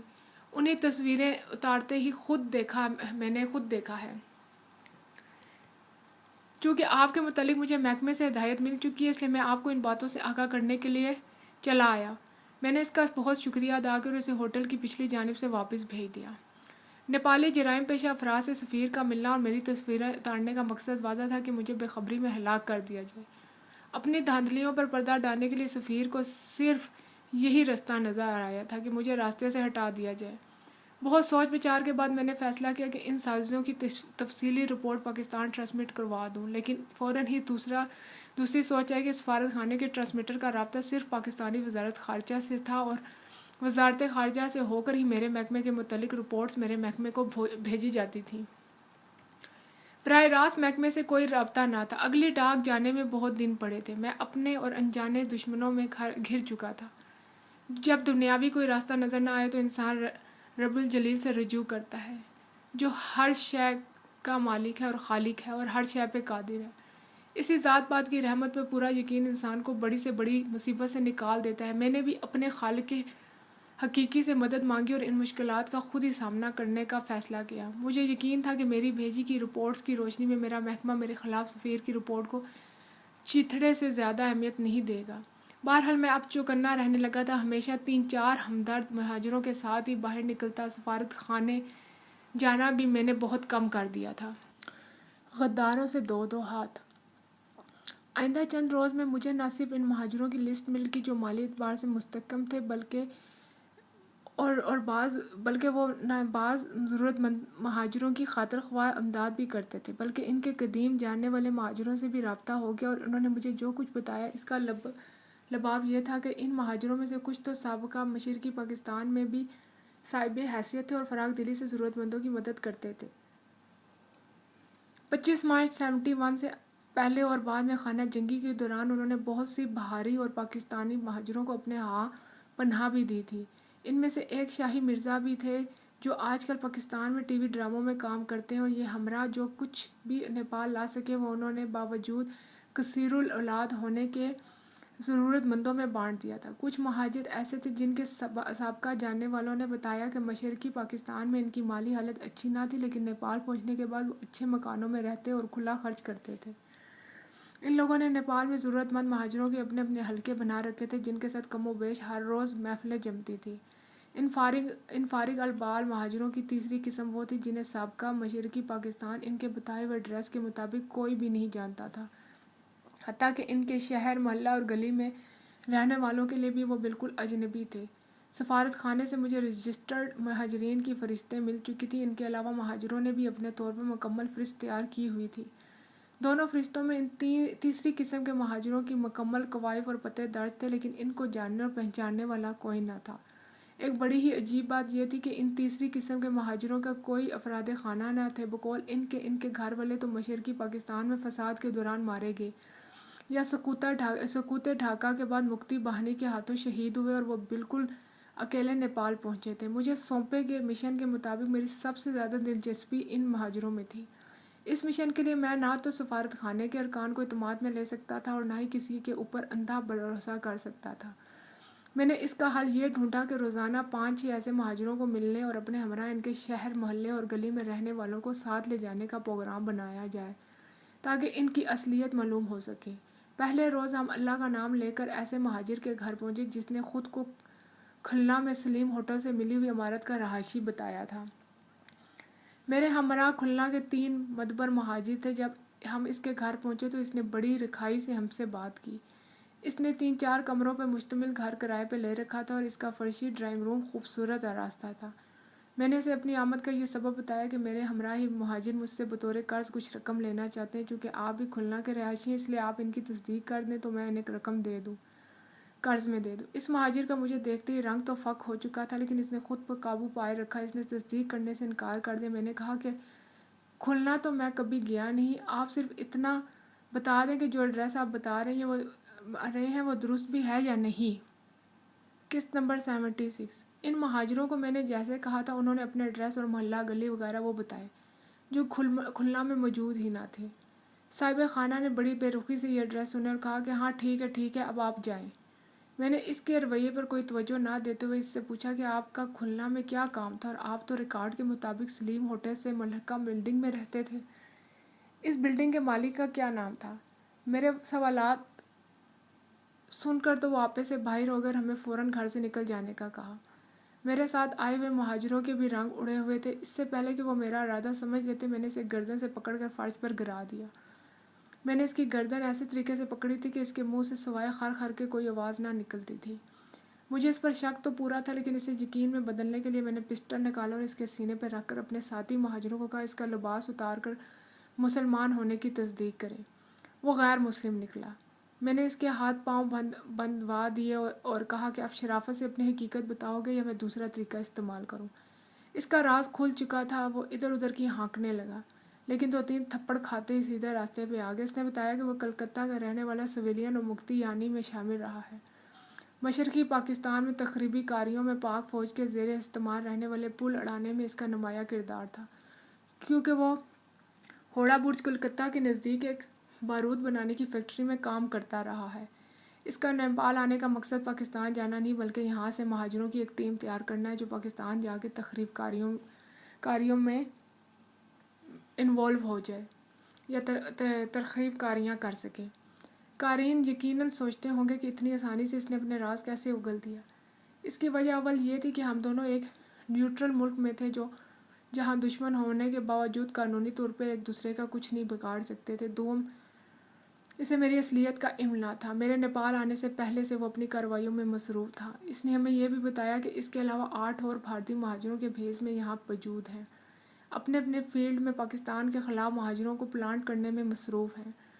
یہ سب کچھ بتا کر اس نے اسی کرخت لہجے میں مجھے کہا کہ تم چاہے یا کوئی بھی ہو میرا کچھ بگاڑ نہیں سکتے۔ زیادہ سے زیادہ کیا کر سکتے ہو؟ اپنی ایمبیسی کو ہمارے متعلق بتا کر ہماری رجسٹریشن ختم کروا دو۔ ایسی صورت میں بھی ہم جتنا عرصہ چاہیں نیپال میں رہ سکتے ہیں۔ وہ اپنی بکواس کیے جا رہا تھا اور میں سوچ رہا تھا کہ اسے اور اس جیسے 8 دوسرے فوجیوں کو زندہ چھوڑ دینا ہمارے لیے کتنا خطرناک ہوگا۔ یہاں پر حاجی مستان اور یوسف پٹیل جیسے دبنگ دوست نہ تھے جو میری مددگار ثابت ہوتے۔ ان بدبختوں نے یہاں مہاجروں کی کسمپرسی سے فائدہ اٹھا کر مہاجری نیشنلٹی سے فائدہ اٹھا کر یقیناً بہت سوں کو اپنا ہم نوالا بنا لیا ہوگا۔ میں تو اپنے ساتھ آنے والے مہاجروں پر بھی پورا اعتماد نہیں کر سکتا تھا کہ اس کو مار دینے کے بعد اس کی لاش ٹھکانے لگانا بھی بڑا دشوار تھا۔ یہ تو کھٹمنڈو بڑا شہر تھا اور نہ ہی میرے پاس اپنی یا کسی ہمدرد کی گاڑی تھی۔ قسط نمبر 77۔ سب سے اہم بات یہ تھی کہ اس کے بقول 8 اور بھارتی یہاں پاکستان دشمن سرگرمیوں میں مصروف تھے۔ سوچ سمجھ کر میں نے ایک فیصلہ کیا۔ عام حالات میں یہ ایک انتہائی کمزور پلان تھا، لیکن حالات کے تقاضے کے مطابق مجھے فوری طور پر اس سے بہتر کوئی تجویز سمجھ نہ آئی۔ میں نے اپنے ساتھ آنے والے 3 مہاجروں کو رخصت کیا اور سختی سے ہدایت کی کہ کسی سے بھی حتی کہ اپنے گھر والوں کو بھی یہاں آنے کا نہ بتائیں۔ میں نے سارا پلان پہاڑی کوئلے سے بھری اس انگیٹھی کو دیکھ کر بنایا تھا جو مکتی بانی کے اس کارکن کے فرشی ڈریسنگ روم میں پڑی تھی۔ کھٹمنڈو کی ہڈیوں میں جم جانے والی سردی میں کوئلوں کی انگیٹھی جلانے کا رواج عام تھا۔ میں نے وہ دہکتی انگیٹھی اٹھا کر اس کے سونے کے کمرے میں رکھی جہاں ویسے ہی ایک انجلی انگیٹھی پڑی تھی، جسے اٹھا کر میں ڈرائنگ روم میں لے آیا۔ مکتی بانی کا یہ ایجنٹ سابقہ مشرقی پاکستان میں اپنی کامیابی پاکستان کے 2 لاکھ ہونے اور 90,000 پاکستانی افواج کے بھارتی قیدی بننے کے غم میں ابھی بھی بے خوف نظروں سے مجھے دیکھتا اور دھمکا رہا تھا۔ پاکستان میں ٹریننگ کے دوران مجھے گردن کی مخصوص نسوں کو دبا کر ہلاک کرنے کی ٹریننگ دی گئی تھی، لیکن یہ ٹریننگ صرف چارٹوں سے ان نسوں کو دکھانے اور دبانے کے طریقے بتانے تک محدود تھی۔ میں ہاتھوں پیروں باندھے اور اس ایجنٹ کے سینے پہ بیٹھ گیا اور ٹٹول کر ان نسوں کو اپنے دونوں ہاتھوں کے انگوٹھے اور انگشت شہادت سے زور سے دبایا۔ 2 منٹ تک اسی کیفیت میں رہنے کے بعد میں نے اس کی گردن سے ہاتھ اٹھایا تو اس کی گردن ایک طرف ڈھلگی۔ مجھے بالکل یقین نہیں تھا کہ وہ مر چکا ہے۔ کافی دیر میں اسی حالت میں اس کے سینے پر بیٹھا رہا۔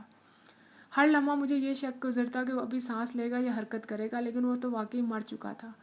میں نے مزید تسلی کے لیے اس کی نبض ٹٹولی۔ اس کے کمرے میں پڑا ایک آئینہ اس کے نتنوں کے ساتھ لگائے رکھا۔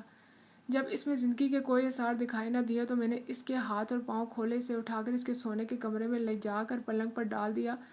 جلتی انگیٹھی جس کا زہریلا دھواں کمرے میں پھیل رہا تھا اس کے پلنگ کے قریب رکھی۔ اس کے 2 سوٹ کیسوں کی تلاشی لی جن سے مجھے اس کا بھارتی حکومت کا جاری کردہ شناختی کارڈ اور ہندی میں ٹائپ شدہ کچھ کاغذات ملے۔ پلنگ پر پڑے 2 کمبل میں نے اس کے اوپر ڈالے اور بتی بجھا کر دروازہ اچھی طرح سے بند کر دیا۔ ڈرائنگ روم میں آ کر اس کی بتی بجھائی، باہر کا دروازہ کھول کر اچھی طرح سے دیکھا کہ کوئی مجھے دیکھ نہ رہا ہو۔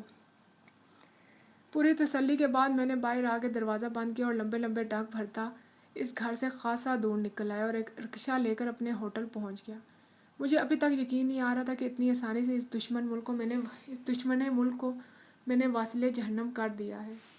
دوسرے روز دوپہر کے قریب میں سفارت خانے پہنچا تو وہاں ہر طرف ایک ہی بات ہو رہی تھی کہ ایک مہاجر پتھریلے کوئلے کی زہریلی دھوئیں سے گزشتہ رات ہلاک ہو گیا ہے۔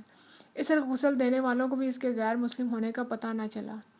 بعد دوپہر جب وہ بہت سے مہاجر اس کی نماز جنازہ میں شریک ہوئے اور شہر سے دور قبرستان میں اسے دفنا دیا گیا۔ شام کو ہوٹل میں روزمرہ کے ملاقاتی مہاجروں کے بعد گزشتہ شام والے 3 مہاجر بھی ملنے آئے۔ ان تینوں کو اس ایجنٹ کی موت کی وجوہات کا تو علم تھا، لیکن وہ یہ نہ جان سکے کہ اس کی موت کیسے واقع ہوئی۔ نہ تو انہوں نے اس کی موت کا تذکرہ کیا اور نہ ہی میں نے کوئی بات چھیڑی۔ اگلے روز سے میں نے مہاجر کنبہ 1,000 روپیہ دینے کا پروگرام بنایا تھا۔ میں نے ان تینوں کو 3,000 روپے دیے اور کہا کہ وہ اس کام میں میری مدد کریں۔ فرشتے میرے پاس لہیں اور روپیہ لینے کے لیے مہاجرین نے مجھے رجسٹریشن نمبر دکھانے تھے۔ ان کو رخصت کر کے میں لباس تبدیل کرنے ہی والا تھا کہ ریسیپشن سے فون آیا کہ ایک آدمی آپ سے ملنے کے لیے باضد ہے اور کہتا ہے کہ اگر آپ نہیں ملیں گے تو وہ ساری رات لابی میں بیٹھا رہے گا۔ میں لابی میں آیا تو اسے پہلے کہ ریسیپشن والے مجھے بتاتے ایک آدمی لپکتا ہوا میرے پاس آیا اور بولا جناب میں نے آپ کو اس وقت ملنے کی تکلیف دی۔ قسط نمبر 78۔ میں چٹاکانگ سابقہ مشرقی پاکستان کا ایک شہر کا رہنے والا ہوں۔ ریلوے میں گڈز کلاس تھا۔ 25 مارچ 71 کے فوری بعد میں نے البدر میں شامل ہو گیا اور افواج پاکستان کے شانہ بشانہ غداروں سے لڑتا رہا۔ سقوط ڈھاکہ کے بعد جب ہم بالکل بے آسرا رہ گئے تو پاکستان کے غداروں اور مکتی بانوں نے میرے سامنے میرے 3 بچوں، بیوی اور والدہ کو شہید کر دیا اور مجھے اذیتیں دے کر 2 گولیاں ماری اور مردہ سمجھ کر چلے گئے۔ مجھے جب ہوش آیا تو معلوم ہوا کہ ایک محب وطن بنگالی مجھے اپنے گھر اٹھا لایا تھا۔ مجھے محض اب زندگی کی کچھ رمق باقی تھی۔ اس نے مجھے اپنے گھر میں پناہ دی اور خفیہ طور پر میرا علاج کرتا رہا۔ 2 برس کے علاج کے بعد میں اس قابل ہو چکا ہوں کہ میں چل پھر سکوں۔ ہم دونوں ریلوے کالونی میں رہتے تھے اور دوست تھے۔ اس نے مجھے زیادہ دادی دی اور چھپتا چھپاتا قریب 1 برس تک بھارت میں بھٹکنے کے بعد چند ماہ پہلے ہی یہاں پہنچا ہوں۔ آپ کی یہاں آمد کے بعد مہاجروں میں طرح طرح کی چہمگوئیاں ہو رہی ہیں۔ میں یہاں اکیلا اور تنہا ہوں اور ایک پڑھے لکھے بزرگ جو شاعر بھی ہیں کے ہمراہ ایک کمرے میں رہتا ہوں۔ چونکہ دن میں آپ کے گرد مہاجروں کا ہجوم ہوتا ہے، آپ امبیسی میں ہوتے ہیں جہاں ہمارا داخلہ ممنوع ہے، اس لیے اسی وقت ملنے کو چلا آیا۔ اس بے وقت کی ملاقات کی وجہ سے چڑچڑا سا ہو رہا تھا میں۔ ایسی کہانیاں تقریباً ہر مہاجر کی زبان سے ہر روز سنتا تھا۔ میں نے اسے کہا اگر تمہیں پیسے کی ضرورت ہے تو کل صبح اپنا رجسٹریشن کارڈ لے کر امبیسی چلے آنا، وہیں سب کو فی کارڈ 1000 روپے دے دیے جائیں گے۔ جناب یہ درست ہے کہ میں آپ سے مالی مدد لینے آیا ہوں، لیکن میرے ساتھ جو بیتی ہے وہ کہانی نہیں بلکہ حقیقت ہے۔ اس کی آنکھوں میں بے خوفی اور سچائی کی چمک تھی جسے میں نے دیکھا لیکن تہ تک نہ پہنچ سکا۔ میں نے اسے کہا میرے ساتھ واش روم میں چلو اور مجھے اپنے جسم پر تشدد کے نشان دکھاؤ۔ میں سمجھتا تھا کہ وہ اپنی فرضی کہانی کا بھانڈا پھوٹنے سے بچنے کے لیے یا بہانے گھڑے گا یا چلا جائے گا، لیکن وہ واش روم میں میرے پیچھے پیچھے چلا آیا۔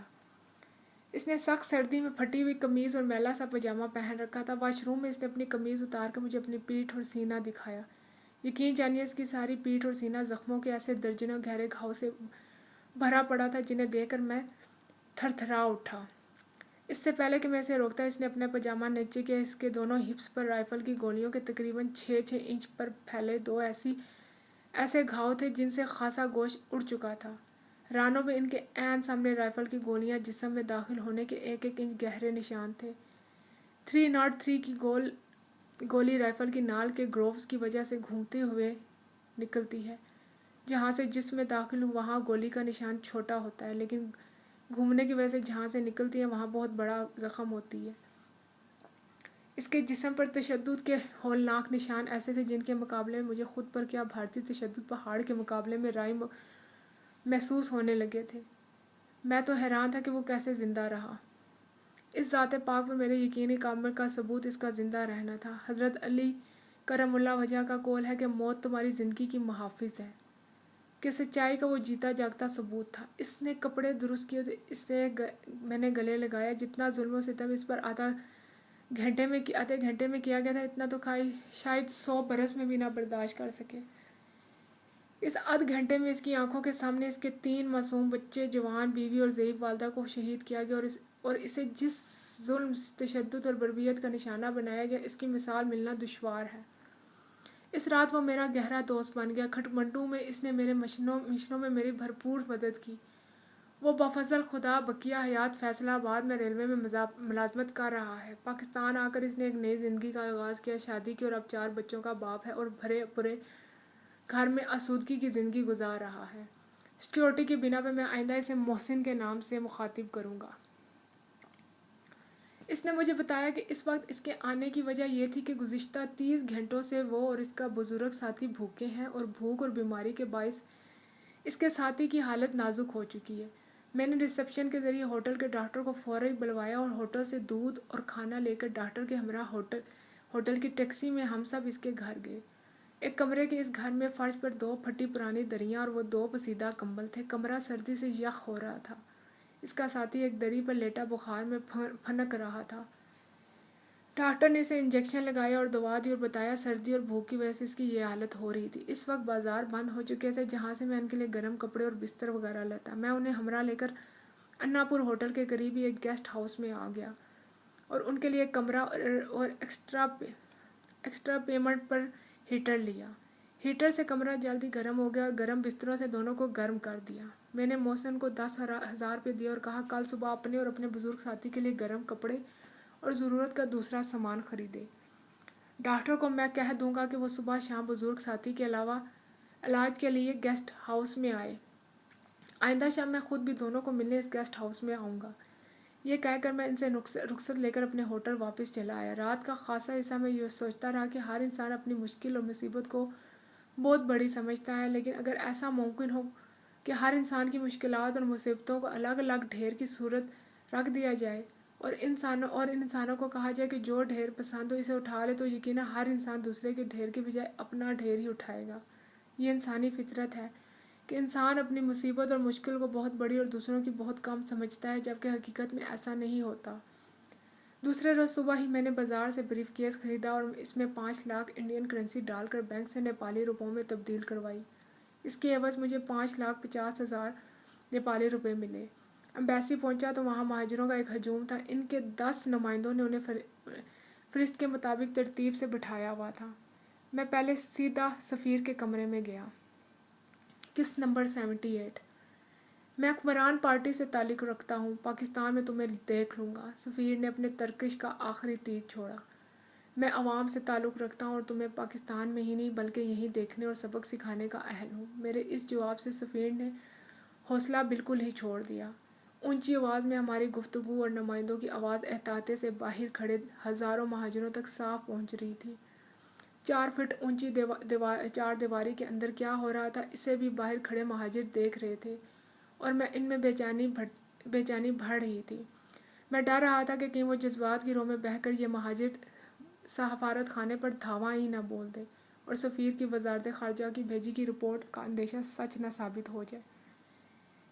میں نے نمائندوں اور ملٹری اتاشی کو ساتھ لیا اور 4 دیواری کے اندر سے ہم نے باہر کھڑے مہاجروں کو پہلے اشاروں اور پھر باتوں سے خاموش ہونے کی تلقین کی۔ وہ ذرا ٹھنڈے ہوئے تو میں نے کہا خدارا دنیا کو تماشا نہ دکھائیں، آپ کے ساتھ جو بھی زیادتیاں ہوئی ہیں وہ بجا صحیح، لیکن یہ ہمارا اندرونی معاملہ ہے۔ گرد و نواح میں دنیا بھر کے سفارت خانے ہیں، وہ ہماری ایک ایک بات کی تفصیلی رپورٹ اپنے ممالک کو بھیجیں گے اور ہماری جگ ہنسائی کا موجب بنے گی۔ میں آپ کو یقین دلاتا ہوں کہ آئندہ آپ کے ساتھ ناانصافی اور دھاندلی نہیں ہوگی۔ میرے اس مختصر سی تقریر سے سب خاموش ہو گئے۔ میرے ملٹری اتاشی سے جو کرنل تھے اور سفارت خانے کے افسران کی دھاندلیوں سے خاصے نالاں دکھائی دیتے تھے، کہا کہ وہ امدادی رقوم کی تقسیم کے دوران ہمارے ساتھ رہیں۔ اللہ کے بعد اب افواج پاکستان پر ہی بچا کچا پاکستان کی سالمیت کا انحصار ہے۔ شکست کھانے کے باوجود پاکستانی عوام کو آپ پر اعتماد ہے۔ قصہ کوتاہ ہم نے کرسیاں اور میز وہیں رہنے دیے اور ملٹری اٹاچی کی موجودگی میں فہرستوں کے مطابق 1,000 روپیہ فی کنبہ ادائیگی شروع کی۔ ادائیگی اتنے سلجھے ہوئے اور منظم انداز میں ہوئی کہ روپیہ کم پڑنے لگا۔ بینک کا وقت اس وقت تک ختم ہو چکا تھا۔ میں ٹیکسی لے کر بھاگم بھاگ ہوٹل پہنچا اور مزید 10 لاکھ بھارتی کرنسی لے کر ایمبیسی پہنچا۔ بھارتی اور نیپالی کرنسی کا ایکسچینج ریٹ مجھے صبح ہی معلوم ہو چکا تھا۔ میں نے بقایا مہاجروں کو 100 روپیہ بھارتی کرنسی میں دینا شروع کیا اور 2 روز میں ہم نے 1400 سے زیادہ کنبوں میں روپیہ تقسیم کیا۔ اس کے علاوہ میں نے ملٹری اتاشی کے توسط سے نیپالی بازاروں میں بکے ہوئے کمبل واپس لینے کی کوشش کی۔ ہمیں بمشکل 4,000 کمبل بکنے والے ریٹ پر واپس ملے۔ میں نے 2,000 مزید کمبل بازار سے خریدے اور سارے کمبل مہاجروں میں تقسیم کر دیے۔ بیمار مہاجروں کے لیے 6 نیپالی ڈاکٹروں نے معاہدہ کیا کہ وہ مریض کی حالت کے مطابق کلینک یا گھر جا کے ان کا علاج کریں گے، اور 2 کیمسٹ اور ڈرگ اسٹورز میں ایڈوانس رقم جمع کروا دی کہ ڈاکٹروں کو پرسکرپشن اور مہاجروں کے رجسٹریشن نمبر نوٹ کر کے دعا فراہم کی جائے۔ میں نے سارا روپیہ اسی لیے تقسیم نہیں کیا کہ مجھے ان مہاجروں کی نامعلوم کتنا عرصہ نیپال میں گزارنا اور اس دوران روپے کی ہمیں کتنی اور کب ضرورت پڑے اس کا علم نہ تھا۔ سفیر صاحب نے میرے متعلق کیسی کیسی رپورٹیں اپنے محکمے اور اپنی پارٹی لیڈروں کو بھیجی یہ تو معلوم نہ ہو سکا، لیکن پاکستان واپس آنے پر اور کچھ عرصے بعد معلوم محکمے سے علیحدگی کے پر مجھے احساس ہوا کہ مجھ پر نیپال میں اپنے جرائم کی سزا کی وجہ سے ہر قسم کی ملازمت کے دروازے بند کر دیے گئے تھے۔ خفیہ والوں نے میری مستقل نگرانی شروع کر دی اور مجھے بلا وجہ تنگ کیا جانے لگا۔ یہ سب اس کے محبوب اور ہر دل عزیز لیڈر کے دور حکومت میں ہوا جو پاکستان کو دو لخت کرنے کا ذمہ دار تھا، جو قوم کو جھوٹے نعروں سے بہلا کر حکمران ہی نہیں بلکہ پیرا سول مارشل الائیڈ منسٹریٹر بنا۔ مجھے 2 برس تک ملک کے باہر جانے کی اجازت نہ ملی۔ میرے محکمے نے اپنے وسائل اور حدود سے بڑھ کر میری مدد کی اور 17 کے اخراء میں بے حد کوشش کے بعد مجھے پاسپورٹ ایشو کیا گیا۔ اس مصروفیات میں 3 روز گزر گئے۔ مہاجروں کے روپ میں 8 مکتی باہنی والے میرے دل اور دماغ میں کیلوں کی طرح ٹھکے ہوئے تھے۔ میں اکیلا نہیں انہیں ختم کر سکتا تھا۔ بہت سوچ بچار کے بعد میں نے نذیر کو دہلی فون کیا۔ میری آواز سن کر وہ خوشی سے پاگل ہو رہا تھا۔ میں نے اس سے ساتھیوں، عارف اور لڑکوں کی خیریت اور دریافت کی۔ اس نے بتایا سب ٹھیک ہیں اور خوش خرم ہیں۔ میں نے اسے کہا کہ عارف کو بلا لے، میں آدھے گھنٹے میں دوبارہ فون کروں گا۔ نذیر نے مجھے بتایا تھا کہ نیا گروپ لیڈر آ چکا ہے، اس لیے میں نے باوجود بے انتہا خواہش کے ساتھیوں سے بات کرنا مناسب نہ سمجھا کہ مبادانہ نیا گروپ لیڈر ساتھیوں سے میرے رابطے کو اپنے کام میں مداخلت سمجھے، اس لیے میں نے ان کی خیریت اور دریافت کی تھی، صرف خیریت ہی دریافت کی تھی۔ ٹھیک آدھے گھنٹے بعد کھٹمنڈو سے انتہائی اہم کال پر دہلی سے دوبارہ رابطہ ہوا تو نذیر کے ساتھ عارف بھی موجود تھا۔ میں کھلے طور پر انہیں یہاں کے حالات، اپنی ضروریات کے بارے میں بتا نہیں سکتا تھا۔ ٹھکے چھپے الفاظ میں انہیں کہا کہ یہاں کھٹمنڈو میں اکیلا بہت بور ہو رہا ہوں اور دوستوں سے ملنے کی بہت خواہش ہے۔ آپ کیسر اب بشیر مرحوم کے گیریج کے انچارج اور گھورپور کے مشن کے انتہائی اہم کردار کو کہیں اپنے 3-4 ساتھیوں سمیت فوراً کھٹمنڈو آ جائے اور پوری تیاری سے آئے۔ یہاں بہت سردی ہے، ان کی آمد سے ماحول گرم ہو جائے گا۔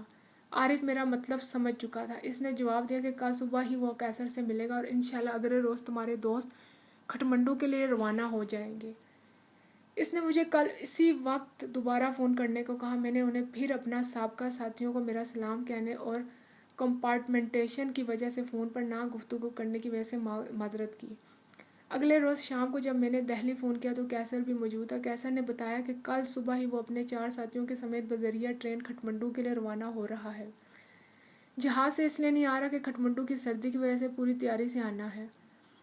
بن الستور گفتگو سے ہم نے ایک دوسرے کو وضاحت سے سب باتیں سمجھا دی تھیں۔ دہلی میں کیسر سے بات ہونے کے 5ویں روز شام کو کیسر اپنے 4 ساتھیوں سمیت کھٹمنڈو پہنچا۔ ہم یوں گلے ملے جیسے برسوں کے بچھڑے بھائی اچانک ملتے ہیں۔ میں ان سے بہت باتیں کرنا چاہتا تھا لیکن مسلسل سفر سے تھکاوٹ کے آثار ان کے چہروں پر نمایاں تھے۔ میں نے ان کے لیے اناپورنا ہوٹل کے قریب ایک اعلیٰ درجے کے ٹورسٹ ہوٹل میں کمرے بک کروائے۔ انہیں ہوٹل میں چھوڑ کر میں واپس آ گیا اور مفصل گفتگو اگلے روز دوپہر کو کھانے کے دوران کرنے کا فیصلہ کیا۔ شام کو حسب معمول محسن آ گیا۔ میں اسے بھی اپنے کانفیڈنس میں لینا چاہتا تھا۔ چھوٹا شہر، بادشاہ کی رہائش اور دارالحکومت ہونے کے باعث کھٹمنڈو کی پولیس ہر نووارد پر کڑی نگاہ رکھتی تھی۔ محسن چونکہ کئی ماہ سے یہاں مقیم تھا اس لیے اسے سب مہاجر اور ان کے روپ میں چھپے پاکستان دشمن عناصر کے متعلق معلومات حاصل کرنے اور ان کی رسائی میں نسبتاً کم دشواری تھی۔ میں نے محسن سے اس بارے میں بات کی تو وہ خوشی سے اچھل پڑا، کہنے لگا آصف بھائی اگرچہ جسمانی طور پہ آپ کمزور ہو لیکن مکتی بانی کے وحشی درندوں سے انتقام لینے کی خواہش اس شدت سے میرے دل میں ہے کہ موقع آنے پر آپ کو مجھ میں انشاءاللہ شیر جیسی طاقت دکھائی دے گی۔ قسط نمبر 80۔ میں نے محسن سے کہا کہ مکتی بانی کے 8 آدمی یہاں مہاجروں کے روپ میں موجود ہیں۔ وہ اکیلے رہتے ہیں اور مہاجروں کو مالی لالچ کے دھوکے میں پھنسا کر پاکستان کے مفاد کے خلاف کام کرنے کی تربیت دیتے ہیں۔ میرے پاس ایک فہرست ہے لیکن اس میں ایسے لوگوں کی زیادہ تعداد درج ہے۔ میں نہیں چاہتا کہ اگر کوئی بے گناہ مہاجر مسلمان مارا جائے۔ میں اس لسٹ میں درج تمام لوگوں کی تصدیق کرنا چاہتا ہوں۔ ممکن ہے اس لسٹ میں درج لوگوں میں بے گناہ بھی ہوں اور یہ بھی ممکن ہے ان کے علاوہ بھی مکتی بانی کے کچھ لوگ یہاں موجود ہوں جن کے نام لسٹ میں نہ ہوں۔ محسن میری تمام گفتگو کے دوران خاموش رہا۔ مشرقی پاکستان پر اس پر توڑے گئے ظلم و ستم کے بدلے کی خواہش اس کی آنکھوں کی سرخی سے صاف ظاہر ہو رہی تھی۔ کہنے لگا آپ کو تو یہاں آئے چند روز ہی گزرے ہیں جبکہ میں مہینوں سے یہاں مقیم ہوں۔ اس دوران میں بھی یہاں پاکستان کے دشمنوں کی کھوج میں رہا۔ مجھے جن کا پتہ چلا ہے ان کے نام، پتے اور دیگر کوائف مجھے ازبر ہیں۔ آپ اپنی لسٹ نکالیں اور مجھے نہ دکھائیں۔ میں نام لیتا جاؤں گا اور آپ دیکھیں گے آپ کی لسٹ میں ان کے نام ہیں یا نہیں۔ میں نے لسٹ نکالی، محسن میرے سامنے ہی صوفے پر بیٹھا تھا، وہ ایک کر کے نام لینے لگا۔ میں حیران تھا کہ اس کے بتائے ہوئے تمام نام لسٹ میں موجود تھے۔ لسٹ کے سارے نام ختم ہو گئے لیکن وہ نہ رکا۔ میں نے ایک علیحدہ کاغذ پہ سب نام اور پتے لکھے۔ یہ ان مہاجروں کے نام تھے جنہیں مکتی بانی والے پلانٹ کرنے میں کامیاب ہو چکے تھے۔ محسن نے مجھے بتایا کہ ان میں سے 3 مہاجر اپنی فیملی یہاں چھوڑ کر پاکستان جا چکے ہیں اور ان سے یہ وعدہ کیا گیا ہے کہ جب وہ پاکستان سے مطلوبہ معلومات کھٹمنڈو بھیج دیں گے تو ان کی فیملی کو بھی پاکستان بھیج دیا جائے گا۔ میں نے محسن کو ٹوکا اور سوال کیا کہ پاکستان بھیجنے کے تمام انتظام جانے والوں کی لسٹیں اور شیڈول تو پاکستانی سفارت خانے کے ہاتھ میں ہیں، پھر مکتی بانی یہ ایجنٹ اپنی مرضی سے کیوں کر پوری فیملی میں سے ایک فرد کو پاکستان بھجواتے ہیں اور بقیہ فیملی کو رکوا سکتے ہیں؟ محسن ہنس پڑا اور کہنے لگا، آصف بھائی سب کچھ ممکن ہے۔ ایمبیسی میں 10,000 روپے دے کر اگلے روز جانے والی فلائٹ پر جانے والوں کی فہرست سے کسی کا بھی نام کٹوا کر اپنا نام لکھوا لیا جا سکتا ہے، اور اس طریقے سے میرے بتائے 3 مہاجر پاکستان جا چکے ہیں۔ میرا اگلا سوال تھا کہ جب 10,000 سے کہیں کم روپوں میں نیپال سے بینکاک اور پھر کراچی پہنچا جا سکتا ہے، پھر ان مہاجروں کو افغان ایئر سے ہی کیوں بھیجا گیا؟ میں نے سوال تو کر دیا لیکن فوراً ہی مجھے اپنی غلطی کا احساس ہو گیا۔ افغان ایئر کے جہاز UNO نے مہاجروں کے لیے چارٹر کیے تھے، ان پر جانے والوں کو پاسپورٹ کی ضرورت نہ تھی، جبکہ کسی دوسری ایئر لائن اور کسی دوسرے روٹ سے پاکستان جانے کے لیے پاسپورٹ لازمی تھا اور سفارت خانہ ملکی پالیسی کے تحت پاسپورٹ ایشو نہیں کرتا تھا۔ مجھے محسن پر پورا بھروسہ تھا لیکن جب تک میں اس پر عملی طور پر کام سر انجام نہ دیتے دیکھ لیتا، میں اسے دلی سے آئے ہوئے لڑکوں سے ملوانا نہیں چاہتا تھا۔ اس کی وجہ خوف اور بے اعتباری تھی جو پاکستانی کوریئر کی غداری کے سبب میری گرفتاری کا موجب بنی۔ میں نے محسن سے پوچھا، اگر میں اس کے ہمراہ رہوں تو کیا وہ ان مکتی بہنوں میں سے کسی ایک کو انجام تک پہنچانے کو تیار ہے؟ محسن کہنے لگا، آصف بھائی ایک تو کیا میں سب کو عبرتناک طریقے سے ہلاک کرنے کو تیار ہوں۔ کھڑکھڑی سے وار کرنے کی میں نے یہاں کافی پریکٹس کر لی ہے۔ میں نے تو بہت پہلے ہی انہیں ٹھکانے لگا دیا ہوتا لیکن اپنی جسمانی کمزوری کی وجہ سے کام نہ کر سکا۔ آپ ساتھ ہوں اور اگر میں کہیں کمزور پڑ جاؤں تو میری مدد کریں تو یہ کام بلا توقف کرنے کو تیار ہوں۔ میں نے محسن کو اچھی طرح ٹھونک پہنچا کر اسے آئندہ رات 8 بجے اپنی کھڑکھڑی ساتھ لانے اور اپنا پہلا شکار خود منتخب کرنے کا کہہ کر رخصت کر دیا۔ دوسرے روز دوپہر کو میں ٹورسٹ ہوٹل گیا۔ کیسر اور چاروں لڑکوں کو میرے انتظار میں تھے۔ کھانے کے بعد ہم سب کیسر کے کمرے میں گئے اور وہاں میٹنگ شروع ہوئی۔ میں نے انہیں یہاں کے تمام حالات تفصیلاً بتا کر کہا کہ مکتی بانی کے 8 آدمی یہاں پوری آزادی سے اپنی سرگرمیوں میں مصروف ہیں، انہیں ٹھکانے لگانا ہے۔ میں نے انہیں بتایا کہ ایک باہری مہاجر بھی ہمارے ساتھ اس کام میں شریک ہوگا اور پہلا شکار وہی کرے گا۔ لڑکے اپنے ساتھ ریوالور اور پستول اور بڑے چاقو لائے تھے۔ میں نے انہیں کہا کہ یہاں صرف چاقو استعمال کیے جائے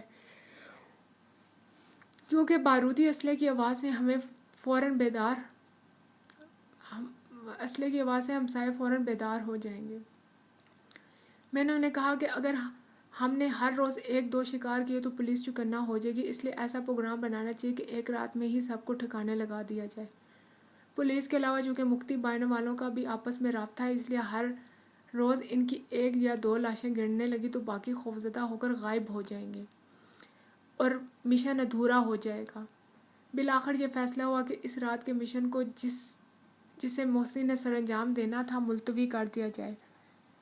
آج رات محسن سب کے گھر اور اگر ممکن ہو تو ان کی شکلیں دکھا دو، لڑکے ان کے گھروں سے بھاگ نکلنے کے محفوظ راستے بھی دیکھ لیں۔ مکتی باننے والوں کی ٹائمنگ بھی نوٹ کی جائے اور کب وہ اپنی محفلوں برخاست کرتے ہیں، اور جب سب تیاریاں مکمل ہو جائیں تو محسن کو ملا کر 6 افراد کے 2 گروپس بنائے جائیں اور ایک رات میں ہی دونوں گروپ مشن مکمل کر لیں۔ میں دونوں گروپوں کی نگرانی کروں گا اور اگر ضرورت محسوس ہو تو اسلحہ استعمال کروں۔ پہلا گروپ رات 9 بجے اپنا کام شروع کرے گا جبکہ دوسرا گروپ اس کی نگرانی کرے گا۔ پہلا گروپ کے کام ختم کرتے ہی دوسرا گروپ اپنے ٹارگٹس کو جائے گا جبکہ پہلا گروپ اس کی نگرانی کرے گا۔ سب لازماً دستانے پہنیں گے اور کام کے بعد اپنے چاقو ایک تھیلے میں ڈال کر مجھے دیں گے، جنہیں میں شہر سے باہر کسی پہاڑی کنویں میں پھینک دوں گا۔ ان سے تمام تفصیلات طے کر کے میں اپنے ہوٹل چلا آیا اور لڑکے اور 2 ٹولیوں میں شہر کی سیر کو نکل گئے۔ کیسر مجھ سے تنہائی میں کوئی بات کرنا چاہتا تھا، اس لیے میں اسے اپنے ہمراہ ہوٹل میں لے آیا۔ ہوٹل کے کمرے میں آ کر میں نے کافی کا آرڈر کیا اور کیسر سے دہلی کے حالات پوچھے۔ اس نے بتایا کہ لڑکوں کی سرگرمیاں اور جوش بالکل ختم ہو کے رہ گئے ہیں۔